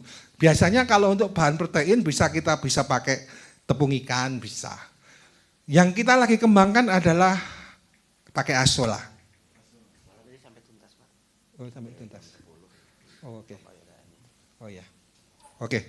Ternyata kita bisa sampai malam, jadi oke. Sampai jam 10. Bayangkan saya jam 9 selesai Bapak Ibu. Jadi karena itu kan ini. Ya, enggak apa-apa. Jadi proteinnya tinggi. Nah, salah satu bahan yang gampang adalah asola, kemudian bisa cacing, bisa maggot. Sebenarnya Bapak Ibu bisa kembangkan itu semua, pilih salah satu apa yang bisa jadi sumber protein. Atau termasuk daun-daunan yang proteinnya tinggi. Misalkan kelor bisa, misalkan yang protein tinggi itu biasanya daunnya warnanya hijau gelap. Ya, indigo vera juga bisa. Jadi semua yang proteinnya tinggi bisa kita manfaatkan. Ya bisa, semua daun bisa. Tapi nanti pembatasan ya, jadi batasan penggunaannya adalah nggak banyak-banyak gitu. Ya untuk komposisi dan cara pembuatan apa saya lanjutkan sekarang aja? Oh iya sebentar Pak, ada saya lanjutkan agak pertanyaan dulu. Oke silakan Pak. Iya makasih. Izin tanya yang pertama untuk ayam ini kami gagal itu di usia di antara 2 bulan ke atas. Nah kasusnya ayam itu bulunya itu apa namanya berdiri. Nah gitu. Itu penyakit apa dan solusinya gimana? Nah, terus yang kedua dalam penetasan. Setelah penetasan kemudian kita angkat ataupun kita pindahkan. Nah itu pakannya yang bagus pakan apa? Gitu. Nah itu aja dari saya. Makasih. Iya terima kasih Pak. Jadi biasanya kalau bulunya kusut biasanya kekurangan mineral Pak. Jadi biasanya mineral tertentu kurang. Sebenarnya besok kalau kita ngomong pakan nanti sekarang atau besok. Sebenarnya tugas saya ada masih yang belum ini pakan sama penetasan. Ya. Ya, jadi kalau penetasan tadi kalau sudah lepas Pak, jadi lepas itu biasanya sudah nanti masuk namanya starter tadi dan pakannya memang proteinnya harus tinggi.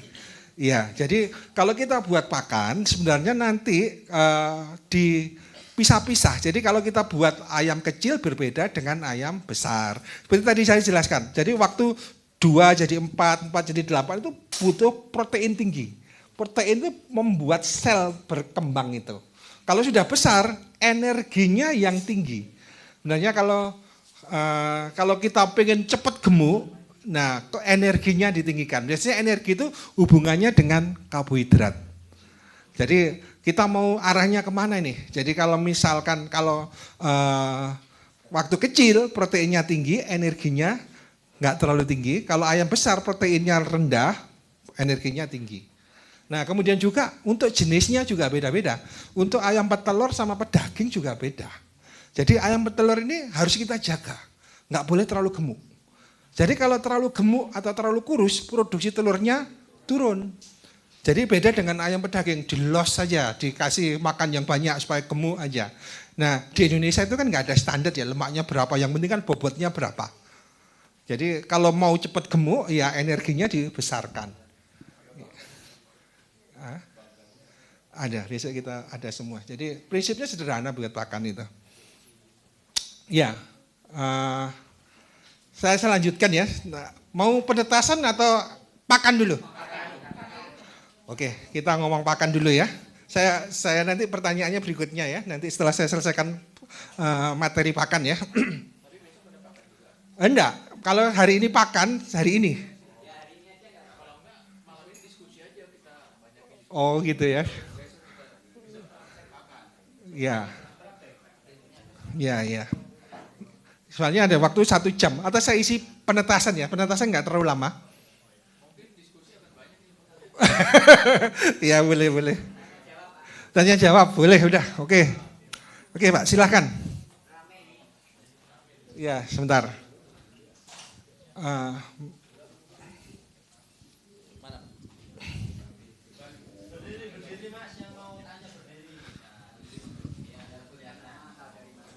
Terima kasih. Saya mau tanya tentang higien sanitasi. Dari sisi peternakan, kemarin karena pelajaran dari Pak Bayu itu selalu ada kombinasi antara ayam, kambing, ini. Nah, jangan sampai kita mencampur-campur itu tidak memenuhi standar higien sanitasi. Ada jenis-jenis binatang tertentu kuat, tidak sakit, tapi dia sebagai carrier. Misalnya kambing sama bebek, mungkin bebeknya kuat, kambingnya bisa terancam dalam konteks higien sanitasi. Ini bagaimana caranya, karena triangle-nya Pak Bayu itu kemarin yang kayaknya kunci suksesnya di situ, tapi harus lulus di higien sanitasinya. Makasih. Ya terima kasih Pak. Memang kan sebenarnya integrated farming ini kan harus muter ya. Jadi paling sederhana begini, kalau kita mau unggas pilih salah satu aja. Kemudian kalau golongan sapi pilih salah satu aja. Domba sama sapi biasanya itu penyakitnya sama. Jadi bisa domba atau sapi. Ataupun kalau kita punya kandangnya agak dijauhkan. Jarak? Ya sebenarnya kalau kita ngomong virus jarak aman itu 2 kilo Pak. Kalau kita ngomong virus ya. Jadi kalau kita mau kandang satu dengan yang lain itu kalau skala besar itu minimal 2 kilo. Soalnya virus itu kan lewat udara. Itu agak susah.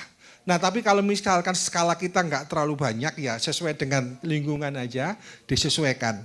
Kenapa? Kalau jumlahnya sedikit relatif lebih gampang. Ya beda dengan kalau skalanya udah besar ya. Besar itu kalau benar-benar kalau Bapak Ibu ke peternakan ayam kalau udah besar seperti benteng itu orang nggak boleh masuk. Kenapa? Setiap orang masuk itu kan membawa bibit penyakit. Kayak kesannya orang-orang peternakan itu tertutup dan kelihatannya sombong. Ya kan soalnya kan sudah jauh dari itu sudah ditutup. Kenapa? Sebenarnya bukan itu. Soalnya tuntutan dari pekerjaannya. Soalnya lawannya adalah virus. Jadi setiap kendaraan juga disemprot. Orang masuk pun ada aturan. Jadi kalau kita masuk ke kandang itu ada aturan. Mulai kandang kecil ke kandang besar. Nggak boleh dari kandang besar ke kandang kecil. Jadi kalau kita dari kandang yang sakit, nggak boleh langsung masuk ke kandang. Mandi dulu, keramas dulu. Jadi memang kan, jadi semakin besar dan risikonya semakin tinggi. Karena itu SOP di tempat kami itu biasanya gitu. Kalau mandi harus mandi dulu. Kalau sakitnya 2 ya mandi 1 hari bisa 2 kali. Kalau 3 kali kandang bisa 3 kali mandi gitu. Standarnya seperti itu. Ya jadi tadi ayam itu memang kalau kita sudah skala besar diusahakan pelihara tanam jagung. Mau nggak mau. Kenapa? Pakan terbesar adalah jagung. Jagung itu kalau untuk ayam KUB penggunaannya tepung jagung itu bisa hampir 100%. Kalau udah besar penggunaannya bisa 100% itu. Artinya dikasih makan jagung aja nutrisinya sudah terpenuhi. Nah karena itu harus tanam jagung kalau mau. Jadi kalau soalnya dulu kami gini ya, pelihara ayam memanfaatkan limbah dari rumah tangga, restoran. Ternyata kalau kita ngadakan seminar-seminar gini kan rebutan semua akhirnya. Semua cari limbah-limbah restoran, rumah memakan. Akibatnya, waduh, ya nggak bisa. Ya sudah, akhirnya kita harus budidaya. Yang kami lakukan adalah budidaya jagung sama ketela, Pak. Ketela itu sebenarnya juga mempunyai bahan pakan yang ya baik untuk bahan pakan. Jadi nanti karena kita punya jagung, ketela, mau nggak mau, misalkan kita harus punya sapi atau kambing, soalnya kan memanfaatkan tebonnya itu. Nah itu muter aja, nanti akhirnya harus punya kolam untuk nyiramnya. Jadi mau nggak mau kalau kita mau berpikir, intinya begini, jangan biarkan ada celah. Jadi sebenarnya integrated itu semakin panjang semakin bagus. Saya ambil contoh ya, misalkan kalau kita punya sapi, nah kalau misalkan di daerah bisa dibuat biogas dulu. Nah biogas, kemudian kalau limbah biogas baru ke tanaman gitu. Kalau misalkan dari sapi, kemudian ke cacing dulu, baru ke tanaman gitu. Jadi semakin panjang rutenya itu sebenarnya semakin nilai tambahnya semakin baik. Jadi kalau misalkan ayam memang mau nggak mau harus pelihara tanam jagung, itu yang utama. Kalau ada jagung harus ada sapi. Ya. Enggak ada. Jadi kecuali sapi sama domba. Domba sama kambing itu sejenis, Pak. Nah, ayam itu lawannya puyuh sama tadi, satu jenis tadi. Iya, itu satu jenis. Jadi bebek, puyuh, ayam itu satu jenis penyakitnya. Kan golongan Aves. Aves itu burung. Jadi satu golongan. Kalau kambing, domba, sapi itu golongan ruminansia, pemakan mama biak. Itu penyakitnya sama semua.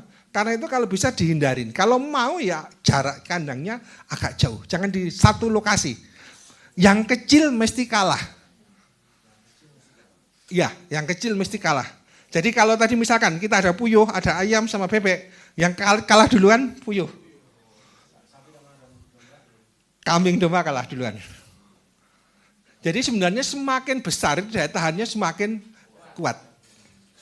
Jadi gampangannya kan butuh penyakit yang banyak baru dia tumbang. Kan gini, sakit itu bisa karena gini, kalau daya tahan tubuhnya ternaknya itu bagus, kemudian penyakitnya seimbang, dia nggak akan sakit. Kalau posisinya kan di setiap daerah gini, ada yang orang misalkan di tempat ini ya, ada yang kena flu, ada yang enggak. Kenapa yang satu kena, satu tidak? Soalnya yang enggak kena daya tubuhnya lagi bagus. Nah kena ya pas drop itu. Nah seperti itu.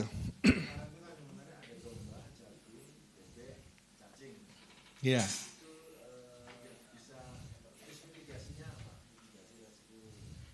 Iya tadi apa Pak? Domba, bebek beda, jagung, cacing, nggak ada hubungan, nggak ada penyakit, nggak, aman. Masalah. Sapi sama domba, sapi sejenis. Jadi kalau bisa milih salah satu aja. Kalau domba, kami bisa dua-duanya kalau jaraknya dijaga. Enggak, maksudnya ya kalau enggak terlalu besar ya sebelah sana kambing, sebelah sana sapi gitu.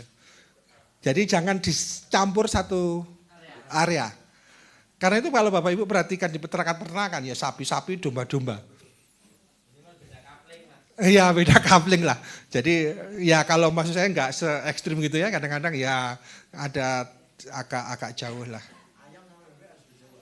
Iya jenisnya penyakitnya sama. Jadi ayam, bebek, puyuh itu penyakitnya sama. Jadi ya kena telo, ya kena ngorok, ya kena snot, kena macam-macam. Nah tapi bebek, mentok itu relatif lebih tahan dibandingkan ayam. Iya tapi kan daya tahan begini, jadi daya tahan lebih tahan Pak. Iya jadi nanti kalau dicampur, kecil dulu mati duluan gitu.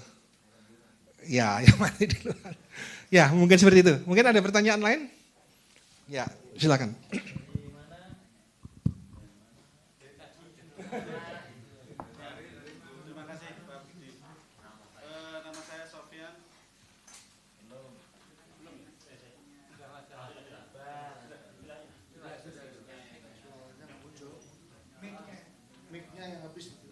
Tes. Oh iya. Terima kasih Pak Budi. Nama saya Sofyan. Saya mau melanjutkan pertanyaan dari Pak Husen tadi. Terkait SOP sanitasi. Tapi mungkin lebih ke khusus DOC ayam, Pak Budi. Itu mungkin langsung di prakteknya seperti apa? Maksudnya cara membersihkan, terus periodenya seperti apa, seperti itu. Terus kemudian kalau untuk kandang DOC itu apakah juga bisa menggunakan liter atau tidak yang campuran antara kohe kap sapi, kambing sama sekam Mungkin itu. Terus satu lagi terkait tadi aplikasi makanan DOC yang tadi mungkin tepung ikan, azola atau cacing yang mungkin yang sudah pernah dipraktekkan Pak Budi itu seperti apa pengolahannya itu untuk terima kasih. Iya. Berarti belum praktek pakan Pak ya? Belum. Oh berarti besok praktek pakan. Gak tahu praktek pakannya kapan? Mesti ada kok buat pakannya. Hah? Iya besok ya. Ya jadi SOP standar pembersihan di kandang ya. Jadi sebenarnya kalau kandang baru is oke. Jadi baru itu artinya nggak ada penyakit yang masuk. Tetapi kalau kandangnya sudah pernah dipakai, itu harus ya pertama harus cuci bersih dulu. Jadi cuci bersih. Istilahnya kalau di peternakan itu kembali ke kandang baru. Karena itu kalau misalkan ini skala besar biasanya kita gunakan sansin, tekanan tinggi itu untuk nyemprot. Jadi biar nggak ada kotoran ada di sela-sela kandangnya. Standarnya seperti itu. Kemudian harus difungigasi. Kalau skala besar biasanya kami pakai formalin, Pak. Jadi supaya mati kuman-kumannya mati semua. Jadi ini. Nah, itu ke kandang baru. Kalau kita pemeliharaannya, jadi ceknya gini. Waktu di tempat makan itu kalau kita pegang masih licin berarti kurang bersih. Jadi kalau kita kan di kandang itu ada tempat makan, tempat minum ya. Nah tempat minum kalau kita pegang kemudian kok licin, nah itu berarti pembersihannya kurang. Licin itu berarti kan ada, ya bukan lemir, itu bakteri Pak, sebenarnya ada bakteri dan lain-lain. Nah pembersihannya harus nggak licin. Nah pembersihan tempat minum minimal 2 kali sehari. Tapi kalau untuk DOC, waktu kecil bisa tiap 3 jam tadi. Tiap 3 jam. Jadi kalau mau benar-benar ini, jadi waktu kita kasih makan, ya sekalian bersihkan tempat minum. Jadi waktu kasih makan yang sedikit-sedikit tadi, bersihkan tempat minum. Itu relatif lebih boleh kalau punya baru. Iya, kalau punya cadangan diganti gitu ya, yang lain dibersihkan, ya boleh. Cuma modalnya lebih 2 kali gitu aja, ya lebih cepat. Nah sebenarnya yang baru biasanya pakai nepel. Nepel itu artinya sudah nggak ada pembersihan tapi di flushing. Nah biasanya kita kasih flushing kemudian sudah dikasih klorin biasanya. Jadi bakterinya mati. Yang untuk perusahaan ya. Tapi kalau untuk rumah tangga ya kita bersihkan aja. Nah kemudian untuk antisipasinya biasanya kita pakai kuteja itu. Ya tahu ya kuteja, kunyit, temulawak, jahe. Nah itu untuk antisipasi untuk daya tahan tubuh.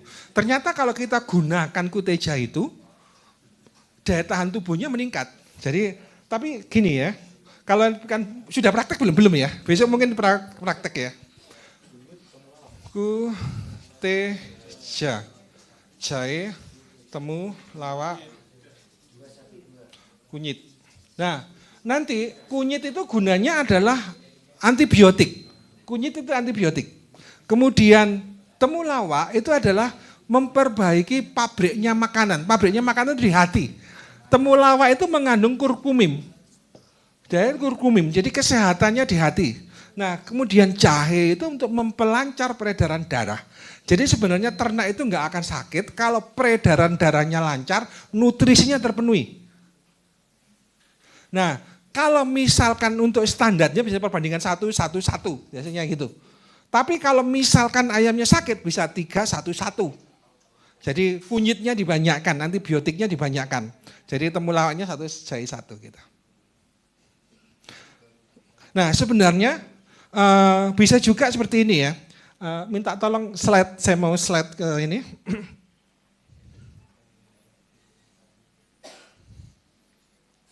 Nah jadi sebenarnya jamu itu bisa kita lewatkan, tadi saya cerita di tempat minum ya. Tapi sebenarnya bisa waktu kita buat pakan, bisa kita tambah di pakannya. Jadi kalau kita tambah kunyit 0,02 itu ini berdasarkan penelitian dalam menjaga kematian, meningkatkan kinerja, menambah ini. Jadi kemudian kalau misalkan kita kasih lempuyang, mencegah kematian, meningkatkan kinerja dan lain-lain gini ya. Jadi sebenarnya hampir sama kalau kita jamunya orang gitu. Jadi hampir sama jamunya ternak sama jamunya orang. Ya, hampir sama dengan kambing juga.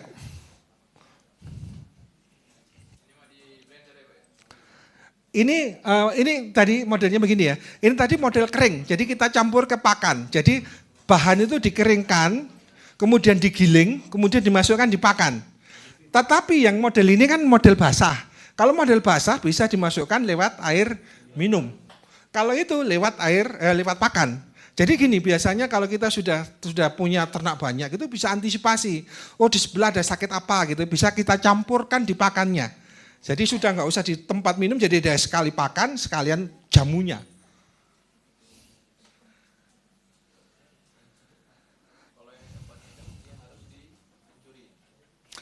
Ya, kalau nanti di tempat minum kita fermentasi, besok diajarin prakteknya. Ya. Ya. Apanya? Oh iya, jadi gini, sebenarnya kalau bisa waktu kecil sistemnya liter. Nah, ya sistem liter itu biasanya kita pakai ini sekam. Jadi sekam. Dan boleh dicampur sama sebenarnya bisa pakai kotoran kambing bisa, kalau bisa kompos yang sudah jadi. Itu relatif lebih hancur lebih itu. Kalau masih bulat-bulat, kalau kecil kan kurang rapi ya. Bisa kita tabur saja. Sebenarnya nggak ada pengaruh. Kenapa? Ayam sama kambing beda jenis. Penyakitnya beda. Jadi keberhasilan waktu DOC, kalau kita skala besar, petani itu biasanya kurang berani menggunakan sekam. Jadi ketebalannya kadang-kadang 1 sampai 3 cm. Ini terlalu tipis. Ya, jadi biasanya kita pakai ketebalan 5 sampai 10 cm. Ya, kenapa? Sekam itu kan isolator yang bagus. Jadi kalau waktu zaman dulu, kalau belum ada kulkas untuk nyimpen es kan dimasukkan di dalam sekam. Ya, dimasukkan. Itu isolator yang bagus. Jadi sebenarnya keberhasilan waktu DOC itu supaya suhunya stabil, sekamnya ini harus tebal. Jadi rapat dan tebal kalau skala besar ya. Nah ini bisa digunakan juga kalau misalkan tadi sistem bertingkat itu, pakai sistem liter. Itu paling bagus. Sebentar, saya lanjutkan dulu ya. Tadi pakan ya. Untuk pakan besok praktek. Jadi kami sudah praktek semua. Soalnya standar penggunaan mesti gunakan yang umum kan untuk protein itu pakai tepung ikan. Nah, tepung ikan itu kadang-kadang orang nggak jujur di Indonesia. Kendalanya orang nggak jujur. Iya, jadi mulai sekem palsu, pakan tepung ikan palsu. Kadang-kadang begini, lebih baik kita memanfaatkan ikan runcah. Ikan runcah itu ikan yang murah-murah itu, 1 kilo 3.000, 4.000 waktu panen itu. Kan kita bisa buat sendiri, itu bisa model dikeringkan, jadi kita biasanya kan busuk ya, biar steril direbus dulu, kemudian dipres, airnya diambil untuk pupuk atau untuk nutrisi ternak juga bagus, kemudian baru yang padat kita keringkan sebagai tepung ikan. Nah asola juga gitu, bisa kita manfaatkan bentuk basah atau bentuk kering. Kalau basah nanti proses fermentasi, besok Bapak Ibu diajarin semua, jadi prosesnya besok praktekkan. Ya mungkin seperti itu. Mungkin ada pertanyaan lain? Ya silahkan Pak.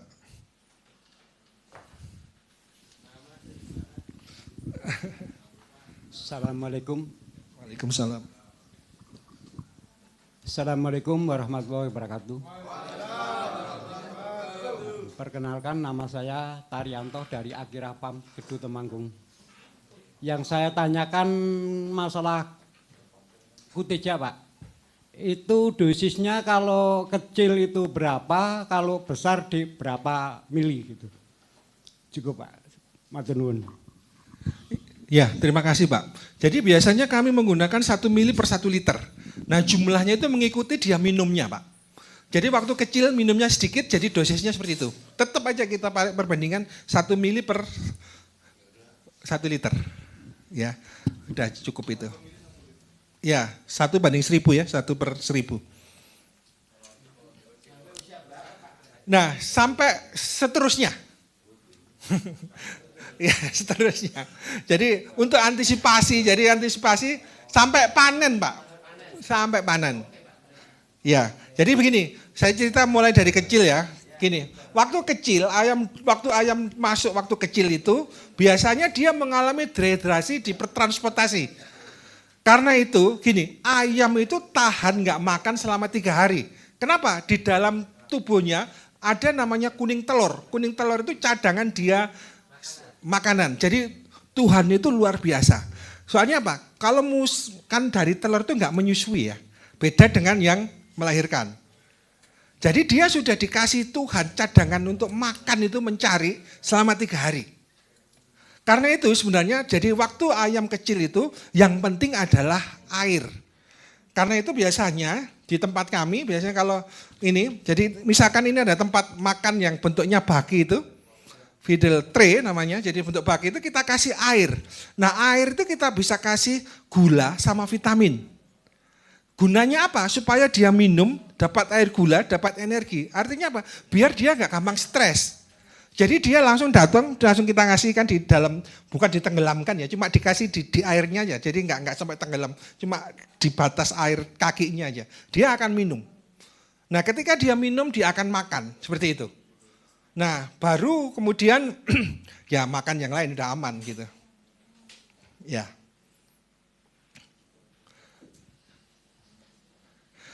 Jadi kuteja itu 1:1000, kemudian jumlahnya itu berdasarkan besarnya. Semakin besar ayamnya semakin banyak minum.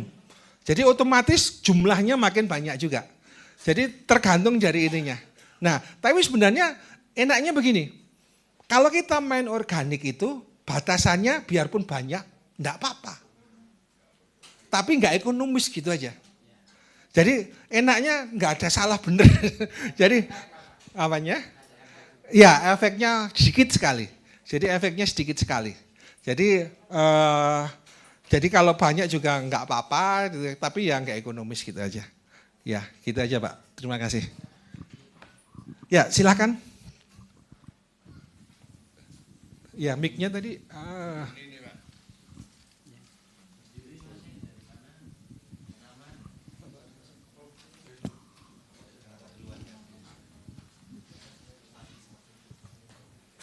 Saya Arif Pak, mau nanya mengenai ayam Fayomi, ayam Mesir. Nah itu kan sebenarnya dia lebih cepat dalam hal berkembang biak. Yang biasanya ayam tuh kan sekitar 7 bulan ya, bertelur dari mulai DOC. Kalau Fayomi mungkin 5 bulan udah bisa bertelur gitu. Itu aja Pak, makasih. Iya, kebetulan saya nggak pernah pelihara ayam Fayomi, jadi nggak bisa komentar Pak. Iya, jadi ya mungkin bagus juga ya, bisa 5 bulan ya. Ya mungkin untuk lama pengetahuan. Soalnya kami biasanya tadi yang ayam kampung-kampung tadi, ayam lokal. Ya. Bentuknya seperti ayam kampung sama Pak. Oh iya ayam kampung ya, iya. Iya, saya masih ya. Lebih kecil sedikit. Kecil-kecil ya. Sedikit. Oh iya, oke. Saya masih belum. Jadi yang tadi saya omongan tadi yang biasanya kami pelihara. Ya. Ya karena itu aja dia berkembang biaknya bertelurnya itu lebih cepat. Cepat gitu ya. Iya. Jadi 5 bulan itu udah bisa bertelur. Iya. Oke, terima kasih. Ya. Assalamualaikum warahmatullahi wabarakatuh. Waalaikumsalam Pak. Nama saya Agung dari Lampung Pak. Iya. Saya mau bertanya Pak, saya di rumah kan itu ngurus ayam. Iya. Cuman ada induk ayam itu yang dia makan telurnya. Iya. Itu kenapa? Terus yang pertanyaan kedua, ada juga itu induk ayam yang lain itu pernah bertelur, pernah punya anak juga, cuman ke belakang kesini tuh nggak pernah bertelur lagi Pak. Sedangkan umurnya masih muda. Itu apa solusinya? Karena kalau ayam kampung saya potong, cuma itu kan ayam hias gitu, jadi sayang gitu Pak. Oh iya. Ya, terima kasih Pak. Oke.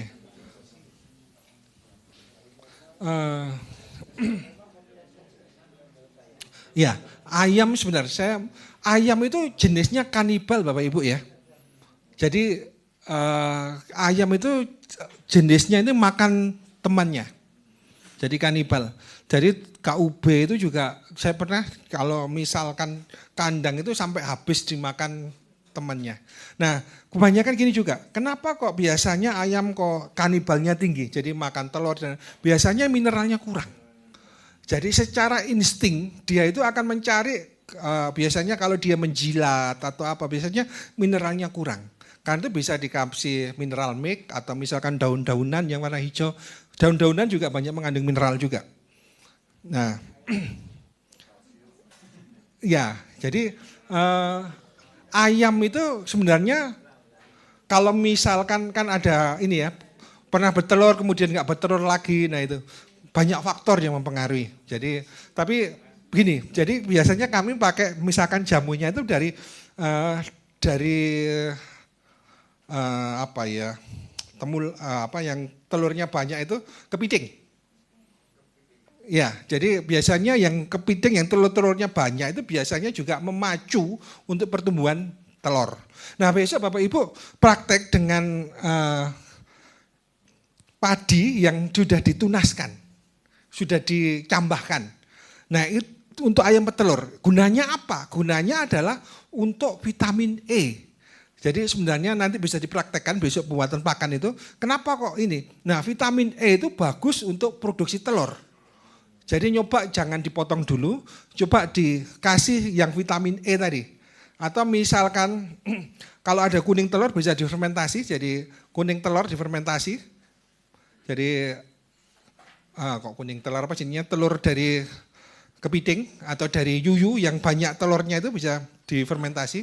Itu juga memacu hormon produksi telur. Jadi vitamin E dikasih kemudian sama itu. Nanti coba ayamnya ya tadi kurus atau gemuk. Kalau standar is oke ya. Kalau jadi biasanya kecenderungan ayam yang terlalu gemuk produksi telurnya juga turun. Standar ya, iya. Ya nyoba ini aja dulu. Kalau besok praktekkan untuk petelur, jadi besok buat pakan petelur itu pakai dari padi yang ditunaskan. Nyoba dikasih aja. Biasanya kalau kita perbaikan nutrisi itu enggak langsung ini, butuh waktu 1 bulan 2 bulanan gitu. Nanti biasanya sudah pulih lagi. Apanya? Ya, kalau ditunaskan kan bentuk cambah. Cambah itu kan banyak vitamin E. Termasuk jagung, semua yang ditunaskan itu yang bentuk cambah vitamin E-nya tinggi. Kedelai bisa, yang murah apa benarnya yang bisa dimanfaatkan. Itu vitamin E-nya tinggi dan itu bagus untuk produksi telur. Ya, ya silakan.